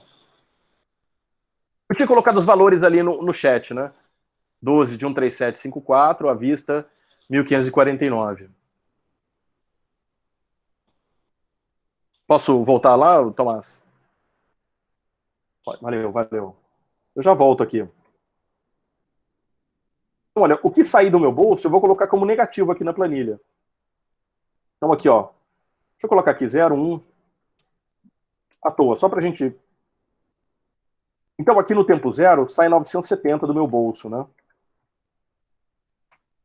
No tempo 1, aqui, né? No tempo 1, 250, no tempo 2, 350, no tempo 3, 450. Então 250, 350, 450. Eu coloco aqui igual. Acho que o meu tá em português. Não, o meu tá em inglês. Se fosse português, eu colocaria TIR, que é taxa interna de retorno. O meu tá em inglês, eu vou colocar IRR, de Internal Rate of Return. E aí ele pede para eu selecionar, né, as células. Eu seleciono todas as células. E ele calcula para mim a taxa interna de retorno. Deixa eu aumentar o número de casas decimais aqui. 3,704, que a gente havia encontrado lá com os polinômios, né? É o mesmo valor. Então, se eu quiser fazer esse aqui Na verdade, assim, como é que eu faço o cálculo da taxa interna de retorno? Eu faço aqui na planilha, que é muito mais rápido, né? Rapidinho eu monto a situação, eu faço um desenho do fluxo de caixa, se for o caso, né? Se for muito difícil. Por exemplo, esse do carro aí que pagava um tanto de entrada, mais um tanto parcelado e um tanto final, eu fiz a conta assim, né? Na planilha aqui. Tá? Primeiro eu desenho o fluxo de caixa, só para entender a situação. Então é assim a conta, eu faço a conta aqui.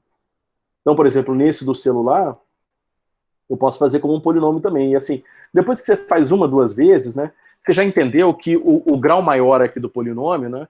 O polinômio é f de x igual a 1549 x elevado a 12 menos 13754 x elevado a 11 menos 13754 x elevado a 10 menos 137 até o 13754 sozinho, né? Você faz a conta duas vezes, depois você entende que é assim, né? Ó.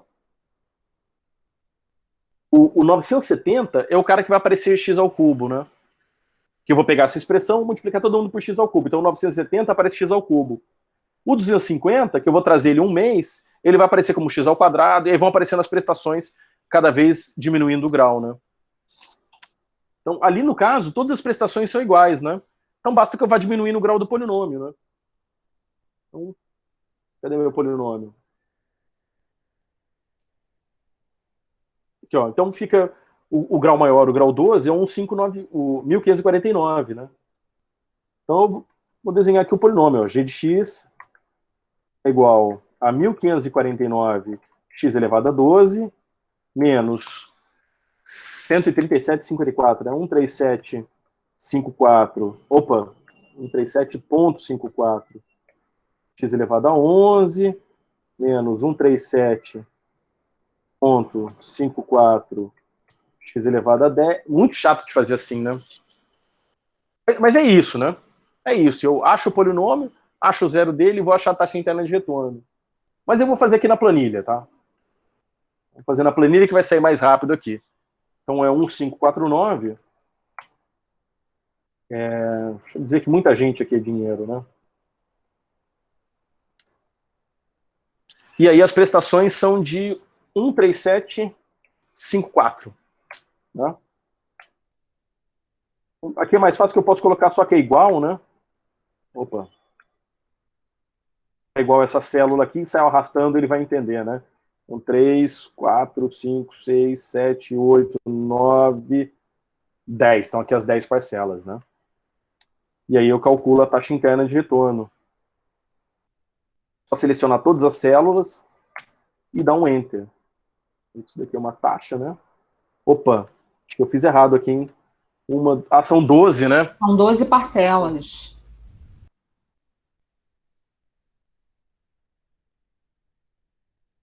São duas aqui. Por isso estava dando uma taxa negativa, né? Taxa interna de retorno, seleciono todo mundo e ele dá aqui. Então, essa é a taxa interna de retorno. 0,99. Essa é a taxa de juros desse financiamento desse celular. Que era o que estava lá mesmo, né, no site. Né? Então, esse aqui, tudo bem, esse juros aqui é fácil. Né? Muitas vezes, quando você vai olhar aí, os juros já está lá. Né? Eu cortei o print, né? Não tem graça. Embaixo do print aqui tinha a taxa de juros do financiamento. Mas esse daqui não tem juros, né? Porque esse financiamento não tem juros. Você pode pagar o IPVA à vista ou com 3% de desconto, ou então em 3 prestações mensais, iguais. Sendo que a primeira data a primeira você dá no ato da compra, né? A primeira data como entrada. Qual é os juros do financiamento? Então aqui, aquela história, Márcia, não tem financiamento aqui, né? Mas na minha cabeça tem um financiamento. Porque o valor para mim do IPVA é o valor à vista. Esse é o valor do IPVA. Se eu for pagar a prazo, tem uns juros que eu estou pagando por pagar a prazo. Para mim, toda vez que o valor à vista é o valor do produto para mim. Não tem desconto para pagar à vista. Né? Ah, não. É óbvio que tem um desconto aqui, porque o Estado está querendo aumentar a arrecadação. Então ele prefere te dar um desconto para que você pague de verdade, né? Tanto que agora, por exemplo, o IPTU, eles estão querendo aumentar o desconto do IPTU justamente para poder aumentar a arrecadação. Pode falar, Márcia. A gente também, eu consigo entender, eu tento entender, que assim, que esse o desconto, talvez, igual eu falei, PVA pode ser pago à vista com 3% de desconto ou a prazo. Mas... Então ele já está, né? Talvez esses 3% seria 3% dos juros que ele daria num tempo maior, talvez ele retire para que se seja feito o pagamento ali no ato, né? Aí você fala, porque não tem condição de nenhum lojista trabalhar com 6 por meia dúzia. Sempre vai ter que ter alguma coisa embutido, porque é funcionário, é receita, enfim, é uma gama de despesa, não tem como. Só que talvez eu costumo entender que esse desconto seja, ou às vezes, para gerar um capital, para compra numa época de desespero, talvez ele troque até 6 por meia dúzia para poder investir, ou esse desconto é relativo ao que seria dado no prazo. Pode ser também, né? Uma das hipóteses.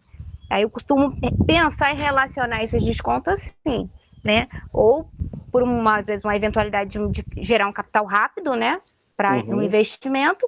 Ou, de repente, se no meu prazo eu teria lá o valor de, sei lá, de 7% a mais em cima do capital, do saldo, né, principal, do saldo presente, na verdade, no devedor presente, eu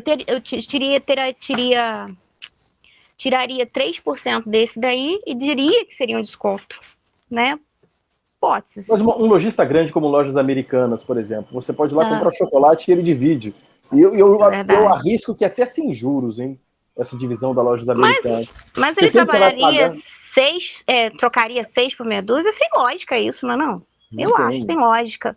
Porque na compra que eles fazem no atacado, cara, não tem como eles não botar alguma coisa ali. Entendeu? Pra mim, assim, por exemplo, essa história... Eu trabalho um pouquinho com vendas também, não tem como trocar 6 por meia dúzia. A não ser que seja isso daí, para tu gerar um capital rápido para poder fazer um investimento. Então vai depender muito da situação, da variável, da variante, do tempo, do dia, né? Da situação. Agora, mas eu como consumidor, para mim como consumidor, como é que eu me relaciono com isso, né? Isso, então... Eu me relaciono com isso dessa forma, olha, os caras estão tentando tungar o meu bolso aqui em algum momento, né? Sim, é igual, assim, eu concordo com você no que você diz. Não existe esse negócio de desconto no valor à vista. Já tá ali com o seu valor. Eu só penso assim, que eles descontam do acréscimo que teria se fosse a prazo. Esse é o entendimento que eu tenho. Agora, quando você vê que tá muito abaixo da taxa, você já pensa logo, o cara deve estar querendo arrumar um capital. Entende? Desculpa, gente, que eu tô aqui na roça, tem um bicho aqui.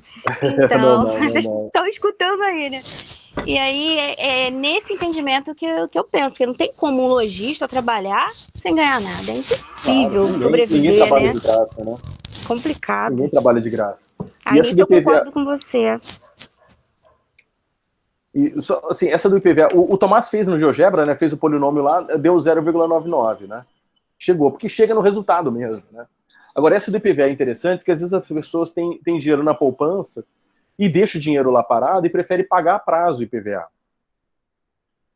E quando você paga a prazo, você vê que a taxa de juros que você deveria ganhar para valer a pena tem que ser um pouquinho mais alta do que a da poupança, na verdade, bem mais alta.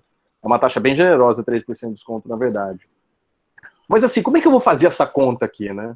Porque eu nem sei o valor do IPVA, né? Como é que eu posso fazer essa conta aqui que todo mundo tá na mesma página que eu aqui, né? Todo mundo tá entendendo que o valor à vista é o valor com 3% de desconto e o valor a prazo são essas 3 prestações iguais aí. E aí, como é que a gente vai fazer essa conta?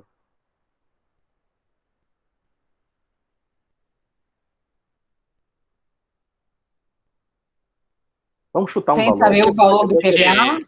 Sem saber o valor. O que parece é que você tem que tratar o 97% como novo 100% pro 3 vezes 33,363. Dá para fazer a conta, assim, duro de conversar com estudantes de matemáticos, vocês querem fazer a conta mais difícil. Que dá para fazer assim, né? Você supõe que o IPVA ele vale X, né? Então com desconto é 0,97 de X, né? E assim segue a vida, né? E depois uma hora você corta o X da conta, né? Mas a gente pode chutar um valor para o IPVA. Ao invés de chutar X, vamos chutar um valor. Vamos supor que... E fazer uma conta mais simples aqui. Vamos supor que o IPVA, o número que seja fácil de dividir por 3, né? Que o IPVA seja de R$900. Diga, Guilherme. Não, eu ia supor 100. Então, mas aí 100 fica difícil de dividir por 3, entendeu? Ou pode eu ia fazer... 9. Eu ia fazer mesmo naquela matemática e parcela a parcela e no final comparar. É essa mesma conta, só que aí com 100 fica difícil. Vamos fazer com 90. Vamos supor que o IPVA é R$90. A conta vai dar na mesma, 90, 900 ou 100. Mas é que 90 é mais fácil. Então vamos supor que o IPVA é de R$90. Então quanto que eu tenho que pagar à vista? Se eu for pagar à vista, quanto que eu tenho que pagar no IPVA? Pagar os 90. Não é R$90, porque tem 3% de desconto. 97%. Menos 3%, tá certo. 90 menos 3%. Menos 3%. Isso dá quanto? Vai dar 80... 87... 87,2, né? 87,30. Desculpa. 87,30? 9 × 3, 27, 87... 87,30, acho que é isso. É 2,70 de desconto, isso aí mesmo, De Guilherme. desconto, 87,30. É que o Guilherme está fazendo a conta ali, olha, 1% de 90, né, é 90 centavos, né, vezes 3, dá 2,70, então o desconto é de 2,70. Então o IPVA à vista é 90 menos 2,70, 87,30. Esse é o valor à vista. Mas como é que eu pago ele a prazo? Eu dou uma entrada, né, a primeira é feita no ato. Então eu vou dar 30... Vai dar R$30, depois você vai aplicar aí nos outros 60. Vai ser 60 com 1,01 não, 30 com 0,1, né? E mais 30 com 0,1 ao quadrado, não é isso? Peraí, como eu não vou poder desenhar lá no coisa, eu faço assim, ó, mas é o pé de boi. Esse aqui é o fluxo de caixa do pagamento a prazo, né? Eu tenho que dar 30 no tempo zero, 30 de entrada, 30, 30, né? Primeira, segunda, terceira parcela, né? Só que o IPVA à vista, ele custa 87,30, tá aqui a conta, 87,30. Então isso significa o quê? Que se eu for fazer ele a prazo, alguém vai ter que me emprestar essa diferença aqui, né? Porque eu tenho que ter R$30 hoje no bolso para pagar o IPVA, não importa. Se eu for pagar à vista ou for pagar a prazo, eu tenho que ter R$30 no bolso hoje. Eu tenho que dar a primeira hoje de R$30. Então se eu for pagar a prazo, alguém está me emprestando essa diferença.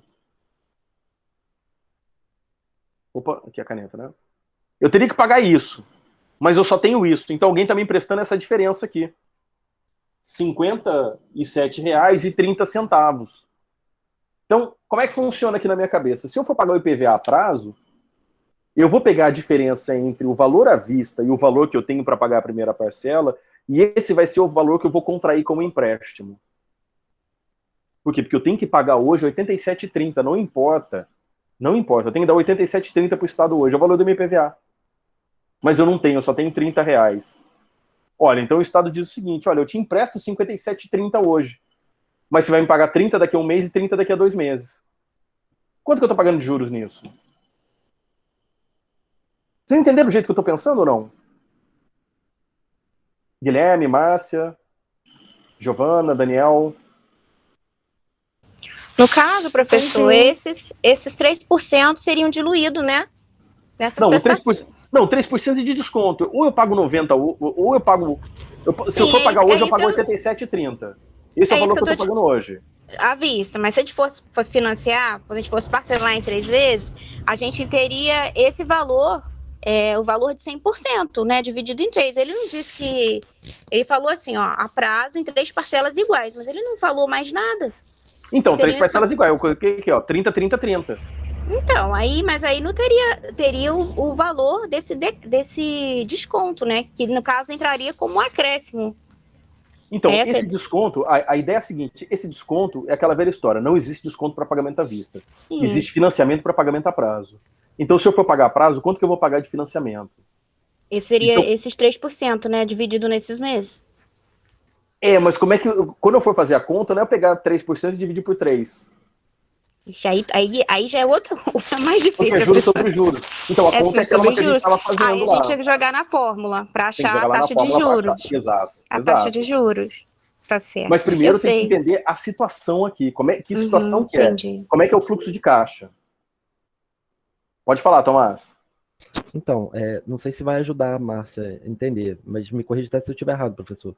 A ideia seria fazer a conta justamente inversa do que eles anunciam. Eles anunciam que nós temos um desconto se pagar à vista.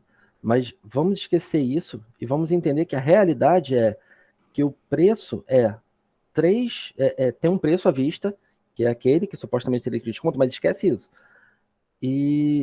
Só que se você for pagar a prazo, você vai, na verdade, colocar uns juros. E Exato. Aí é esse valor aí que você quer calcular. Qual é esse juros que ele não te fala? Tá escondidinho ali a conta. Eles fizeram isso na hora de criar essa conta. Só que aí eles fizeram a conta invertida para favorecer o teu raciocínio, a tua psicologia, para você achar que, então eu vou ter um desconto ou não tem e tal. Então eles fazem a conta invertida, tá certo, professor? É bem aí, assim, eu tô pensando do outro lado, né? Não é o desconto para pagamento à vista, é os juros para pagar parcelado. Sim, é os juros, exatamente. É os juros para pagar parcelado. Essa é a realidade. todo parcelamento tem que ter juros. Exatamente. Só que eles não falam isso, eles falam o oposto. Eles falam só para te enganar, para te dar uma... Olha, que legal, se eu pagar à vista tem desconto. Não é isso. É que você teria um preço à vista. E se você for pagar a prazo, você vai ter uns juros que você vai ter que pagar. Mas olha só, se você for olhar na prática mesmo, Posso a prefeitura... falar, professor? Deixa eu só concluir aqui, eu já passo para você. Assim. Se você for olhar na prática mesmo, a prefeitura está concedendo um desconto para tentar aumentar o número de pessoas que pagam IPTU, ou o Estado está concedendo um desconto para aumentar o número de pessoas que pagam IPVA. Porque o índice de inadimplência é muito alto, e o Estado precisa arrecadar dinheiro, e é melhor que ele arrecade o mais cedo possível, né? Porque, de novo, o Estado precisa arrecadar para poder gastar. Se ele vai receber lá no final do ano, é difícil, é melhor ter uma previsão desses gastos. Mas, de novo, sempre que eu tenho uma situação como essa, eu penso que financiamento tem juros. E qual é o juros daquele financiamento? Pode falar, Márcia. Na verdade, é aquilo da fórmula, né? O valor futuro trazido para o valor presente. Não é isso? Então, mas aí, quanto você está financiando? Porque sim, a conta é simples. A gente tem que jogar na fórmula, né? Do valor futuro para o valor presente, analisar os dados que a gente tem, né? Aí, como a gente tem 3 no desconto, se fosse pagamento à vista, a gente teria que calcular esses 3% nesses 3 meses, nessas 3 parcelas. Não. O 3%, ele é um desconto para pagamento à vista. Então, é isso que eu falei, Márcia. Se você... Vamos chutar um valor para o IPVA. Se o IPVA for de R$90, a gente paga à vista esse valor aqui, R$ 87,30. R$ 87,30. Sim. E se a gente pagar a prazo, nós pagaríamos uns R$90, correto? Não. Se você pagar a prazo, como é que você está pagando a prazo? Como é que é a brincadeira de pagar a prazo? Mas ele não falou nada aqui? O IPVA custa R$ 87,30, Márcia. Esse é o valor do IPVA, esquece o 90. O IPVA custa R$ 87,30. Só que você não tem R$ 87,30 para me dar hoje. Vamos supor, eu sou o Estado. Eu vou te cobrar o IPVA hoje, você tem que me pagar R$ 87,30 hoje. Você não tem, você só tem R$30. Então tá bom, Márcia, eu te empresto R$ 87,30 menos R$30, eu te empresto R$ 57,30. Você me paga R$30 mês que vem e R$30 daqui a 2 meses. Agora sim, agora entendi. Entendeu? Agora entendi. Então, na minha cabeça, eu penso dessa forma. Se eu bato lá na porta lá do banco para pagar o IPVA e vou pagar a prazo, o banco vai me emprestar, ou melhor, alguém está me emprestando a diferença entre o valor à vista, a primeira prestação e o valor à vista. Alguém está me emprestando essa grana para eu pagar de acordo com as prestações. Perfeito. Era para eu pagar R$3,90. Olha, ele está deixando eu pagar R$3,90, mas ele está me dando um desconto, dizendo que ele é bonzinho e vai me deixar pagar R$ 87,30. Não, o valor é esse aqui. Se eu não tenho esse dinheiro e só tenho 30, ele vai me emprestar essa diferença. Então, meu fluxo de caixa vira esse daqui, ó. Professor? Opa. Oi.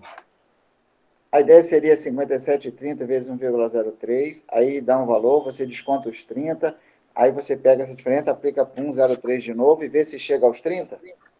Não, a brincadeira é fazer a taxa interna de retorno desse fluxo de caixa aqui, ó. Porque vai entrar no meu bolso hoje 57,30, porque é a grana que está faltando para eu pagar. E quanto vai sair do meu bolso? Vai sair 30 daqui a 1 mês, 30 daqui a 2 meses. Porque eu só tenho R$30 hoje no bolso, Guilherme. Eu só tenho 30. Então alguém também... Ainda ficou faltando ainda. Oi? Pelo cálculo que eu cheguei aqui, não sei se eu fiz certo, mas ainda ficou faltando ainda. Ficaram faltando alguns centavos. Porque olha só, se eu tenho R$30 no bolso e eu somo esse valor aqui, eu chego ao valor à vista. Então eu pago o IPVA hoje. Sem problema, estou conseguindo pagar meu IPVA. Mas aí eu não tenho esse dinheiro. Então alguém está me emprestando esse dinheiro para eu fazer o pagamento dessa forma aqui, ó. Eu pago 30 daqui a 1 mês, 30 daqui a 2 meses. Exatamente, Tomás. Os juros é exatamente isso. É o aluguel do dinheiro. Como eu não tenho dinheiro, eu preciso alugar esses 57 hoje. E eu vou pagar ele dessa forma. Eu tenho que pagar uns juros para alugar o negócio, né? Eu só podia fazer outra coisa com 57,30. O Guilherme, eu acho que você fez a conta com a taxa de juros do financiamento já com 3%, não foi isso? Acho que foi por isso que você errou. Não, no caso você vai procurar ainda a taxa. Ah, tá. Eu apliquei os 3%. Como ele me dava o desconto, eu falei, então eu vou... Já que eu não tenho desconto, vamos supor que eu não tenho e que eu possa aplicar com isso aí. Eu usei os 3%, exatamente. Onde você está vendo que o Guilherme fez? Está lá no board? Não, porque ele falou que... Tá, entendi. Ela entendeu pela minha explicação, mas ela está correta, eu usei o 3% mesmo, ela captou o que eu fiz. Isso mesmo. Então, vamos lá. Alguém conseguiu calcular, que eu queria ver se a taxa seria menor ou maior do que do desconto ou a prazo. Deixa eu ver se eu consigo calcular aqui. Como o fluxo de caixa é esse, dá para fazer o polinômio aqui rapidinho, né? Esse cara aqui vai aparecer com x ao quadrado, aí menos esse com x, e esse aqui fica sozinho. Então eu vou desenhar o polinômio aqui rapidinho. Ó. H de x é igual a 57 e 30 x ao quadrado menos 30x menos 30. Observa que esse polinômio ele tem duas raízes, né? Mas só essa daqui me interessa. A outra é negativa. Quando eu fizer essa daqui menos 1, vai ficar um número mais negativo ainda, né? Então é só essa aqui que me interessa. E essa taxa de juros aqui, deixa eu pedir aqui os pontos especiais, aqui a raiz 1,03125. É isso, né? É H, né? E isso daqui é outra raiz, né? 1,03125. Peraí, eu fiz essa conta correta? Estava dando uma taxa muito alta, hein? 3,1 ao mês? Será que é tudo isso? Não, eu estava esperando acho que 1,8. Uma coisa errada na minha conta aqui. Extremo, interseção, não. Eu fiz a conta certa, 87,30 menos 30 é 57,30. Vamos só conferir aqui na planilha, ver se é essa mesmo, 57,30, 30 e 30. Deixa eu calcular aqui o IRR.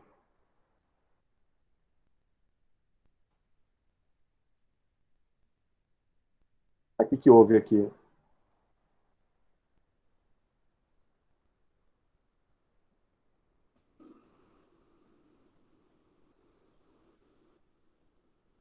E 5, 6 e 7. Tá indo até o 8, é por isso. 3,13. É tudo isso mesmo. Ao mês. Ao mês. Então você vê que para financiar IPVA, é um valor muito alto. Muito alto para financiar o IPVA. Ou seja, vale a pena você pagar o IPVA à vista ou deixar o seu dinheiro na poupança? A poupança está pagando 3,13 ao mês? É o mesmo valor que eu encontrei aqui, não. 3,125, né? Não está pagando, né? Então, assim, toda vez eu faço essas contas. Toda vez eu faço essas contas para saber a coisa dos juros, né? Só respondendo a pergunta que o Tomás havia feito lá no início, o Tomás fez a pergunta porque aqui eu estou fazendo a conta do à vista ou a prazo, né? Vale a pena você comprar à vista ou vale a pena você comprar a prazo? E aí ele fez a pergunta do financiamento imobiliário, né? Eu acho que assim, as pessoas sempre se perguntam se vale a pena você... A sua pergunta era se valeria a pena comprar um apartamento ou alugar, era isso, né? Ou pagar aluguel. Eu sempre que me perguntavam sobre isso, eu sempre disse que valeria a pena você alugar do que comprar, porque é mais barato. E tem exemplos disso, né? Tem situações onde você... Porque no final das contas você está pagando por alguma coisa, né? Você paga pelo uso ou pela posse, né? Você é proprietário de imóvel, você está pagando pela posse. Então o aluguel você paga pelo uso. Mas é que essa coisa de compra de imóvel é uma coisa que envolve outras variáveis que não só o dinheiro. É lógico que o dinheiro envolve, né? Mas tem outras contas, né? E assim, o brasileiro ele gosta muito de comprar imóvel porque tem uma segurança, né? A gente tem essa expressão, né? Finalmente eu tenho onde cair morto, né? Porque, de novo, a gente não tem seguridade nenhuma. Então, imagina você velho, não, eu tenho onde morar, pelo menos, né? E tem outras coisas que envolvem a compra de imóvel que são questões mais afetivas, né? Eu, por exemplo, eu moro no mesmo condomínio aqui no Rio, eu moro de aluguel aqui, né? Eu moro no mesmo condomínio há quase 10 anos e o meu povo não quer mais sair daqui. E aí eu estou numa situação que eu posso morar em qualquer... Eu adoro morar de aluguel, mas assim, eu não posso mais sair desse condomínio, eu estou preso ao condomínio. Então começa a entrar outras questões que não o dinheiro. Olha, na prática não vale a pena. Não vale a pena. Eu acho que não vale a pena. Eu consegui montar uma operação estruturada, ela está descasando agora, né? Que a minha inquilina está saindo do imóvel, mas tem um apartamento que eu pago aluguel com o aluguel de lá, e é bem inferior o valor do apartamento lá do que o apartamento aqui. Então, assim, vale a pena? Não vale, eu prefiro fazer desse jeito. Mas agora começam a entrar outras questões na brincadeira, né? Então, assim, tudo depende do teu ponto, do teu... Eu sempre olhei essa questão muito pelo dinheiro, mas agora eu tenho olhado que tem outras coisas envolvidas, né? Questões familiares, de trabalho. Às vezes você foi morar perto de um local e aí, olha, talvez seja melhor comprar um imóvel lá. Muita coisa. Pode falar, Tomás. Eu levantei isso porque nos grupos que eu já participei com relação a finanças, educação financeira, planejamento, sempre alguém tem esse questionamento, né? E recentemente alguém me perguntou de novo, alguém até da faculdade mesmo me perguntou isso novamente. Se valia a pena alugar ou financiar. E como o senhor falou, existem várias variáveis, não é só questão dinheiro, mas tem outras questões que passam pelo dinheiro. Por exemplo, vamos supor que a gente financia agora e daqui a 10 anos o casal, por exemplo, fica grávido e tem a chegada de um bebê. Isso é maravilhoso, mas tem um custo maior de vida para aquela família. Aquele imóvel talvez não comporte mais aquela família, né? Não, também. Essa aí é uma outra variável, mas eu nem ia falar essa. E aí o que acontece? Se você tem um custo de vida maior, de repente você não vai poder mais pagar aquele financiamento, aquela mensalidade de 2.400 por mês. Uhum. No mesmo padrão de imóvel que o aluguel seria em torno, no caro, seria uns 1.200. De repente você consegue até por uns 1.000, no barato uns 900. O mesmo padrão de imóvel que financiado estaria numa parcela de 2.400 a 2.200. Então, se você tiver, por qualquer dificuldade, um acidente, qualquer coisa que aconteça, você tiver que parar de pagar o financiamento, você perde aquilo. Né? Depois de 3 meses, alguém vai bater na tua porta e vai falar assim, olha, ou você paga... Tem seguro também, né? Quando você faz financiamento imóvel, tem um seguro ali. Então, assim, se você perder o emprego, o seguro cobre algumas parcelas ali, você pode ficar tranquilo. Mas em algumas circunstâncias o seguro cobre. Sim, algumas, né? Não todas. Exatamente, mas é porque a grande maioria não, né? Mas aí você chegou um filho e você tem que pagar a escola, tem que pagar roupa, tem que pagar... Isso aí não vai cobrir. Entendeu? Não, de jeito nenhum. O custo de vida, na verdade, aumentou.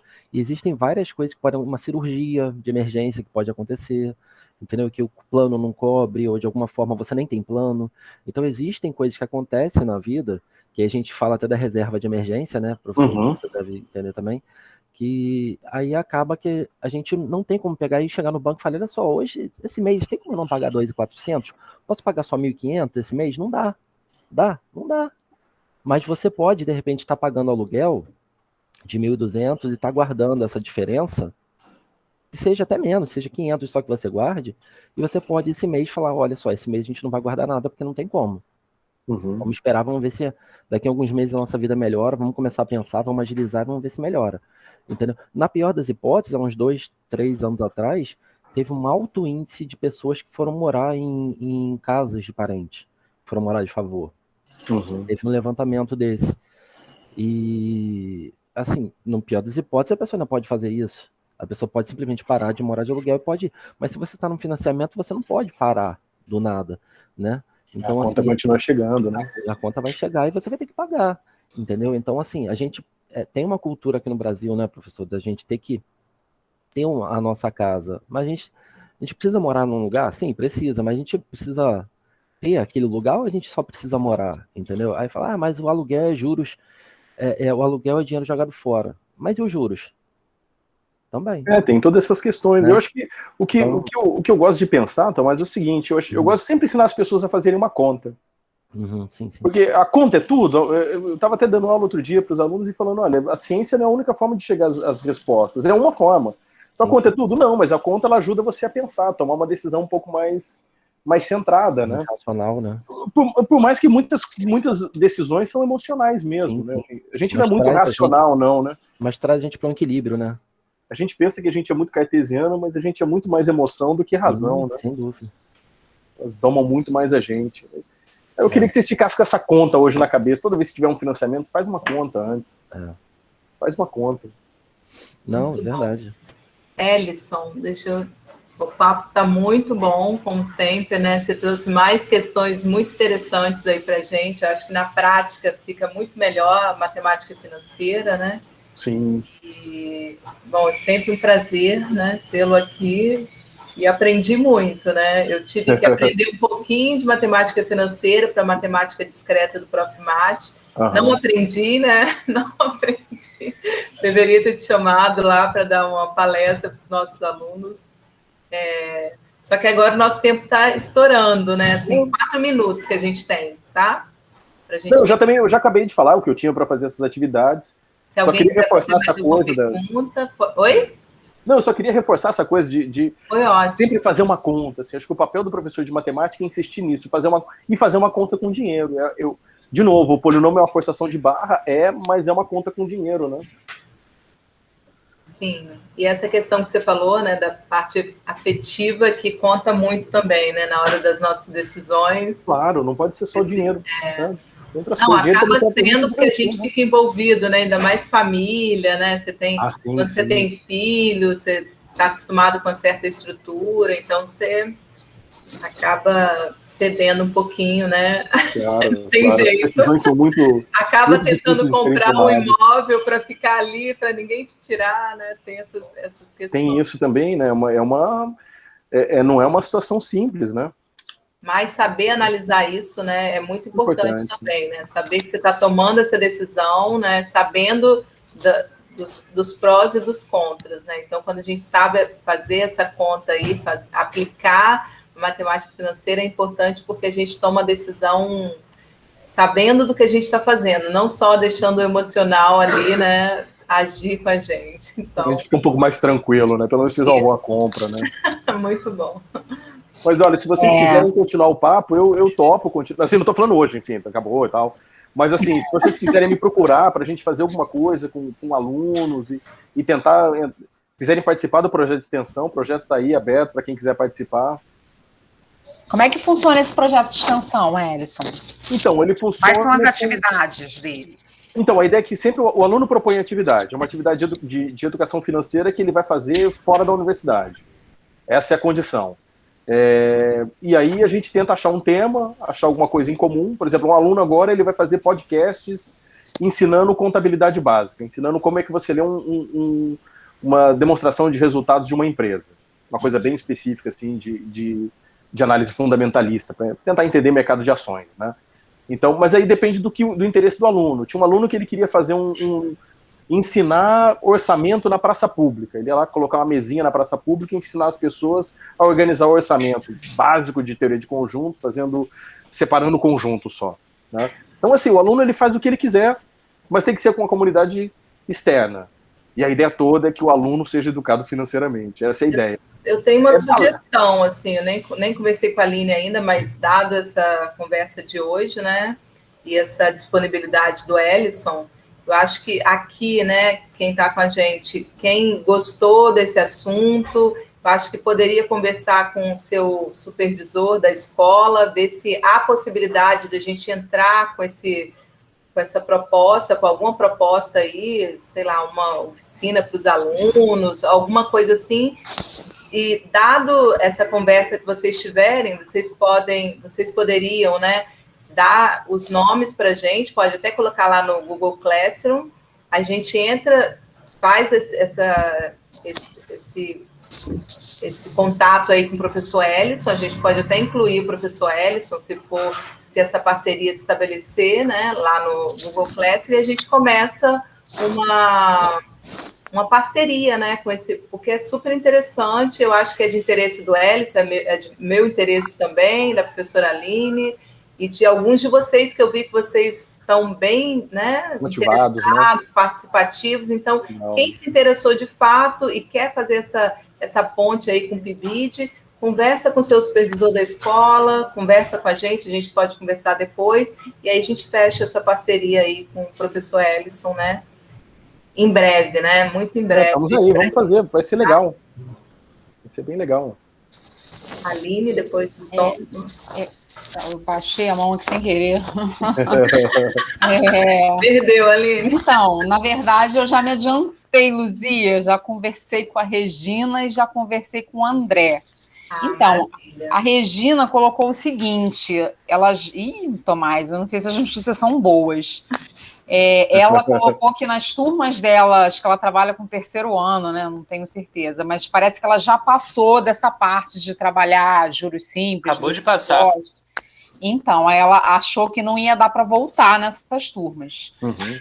O que ela sugeriu foi se ela poderia trabalhar com outra escola do município que não está no PIBID.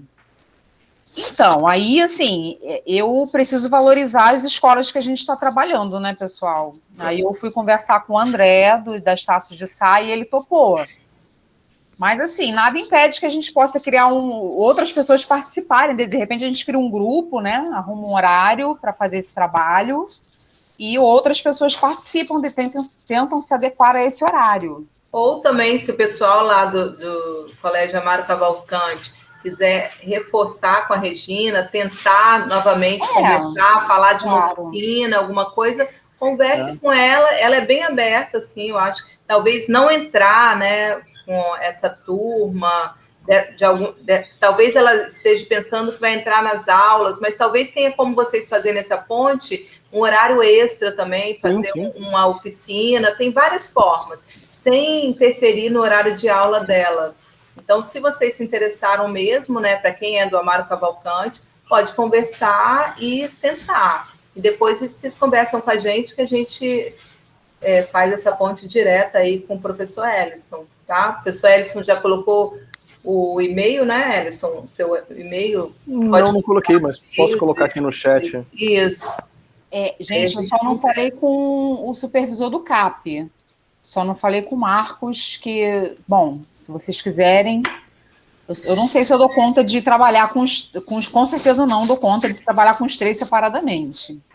Tá? Não, mas a gente não vai trabalhar separadamente, né? O supervisor, ele vai estar de frente, aquele que se interessar, então, na verdade, o trabalho vai ser mais forte, eu acho, que o supervisor, Ellison, e uma de nós duas, se tivermos, né, interessados aí a entrar mesmo nesse projeto, acho que é dessa forma, né? No Amaro Cavalcante eu posso entrar junto com vocês também, tá? Aí município e CAP, a Aline pode ver aí a disponibilidade dela, se tiver essa ponte mesmo, né? Se o André topar, e aí a gente pode fazer isso. O Ellison tinha dado a ideia de elaborar atividades com um grupo, né, e aplicar essas atividades, né, para ver como que acontece, o feedback dos estudantes, né, como é que seria o retorno dos estudantes. Ellison, também o Amaro Cavalcante abriu as portas para a gente, para o estágio 4, né, que a gente vai trabalhar com EJA, também eu me coloco à disposição para a gente trabalhar, para a gente fazer esse projeto com EJA também, com você. Com certeza, com certeza. Em breve vou te dar um convite para você aparecer lá na nossa sala do estágio 4, para você falar um pouquinho. Saiba que vou com o maior prazer. Tá bom? Obrigada. Vocês me chamando, eu tô aí, gente. Valeu. Então tá, gente, vamos encerrar, que são 3 e 4. Então, também Thomas, escreve e-mail, Thomas. Escreve e-mail, pode ser? Quero agradecer. Claro. Valeu. Quero agradecer mais uma vez a presença do professor Ellison, tá? E vou encerrar aqui a gravação, tá, pessoal? Valeu. Muito obrigado, Aline, pelo convite.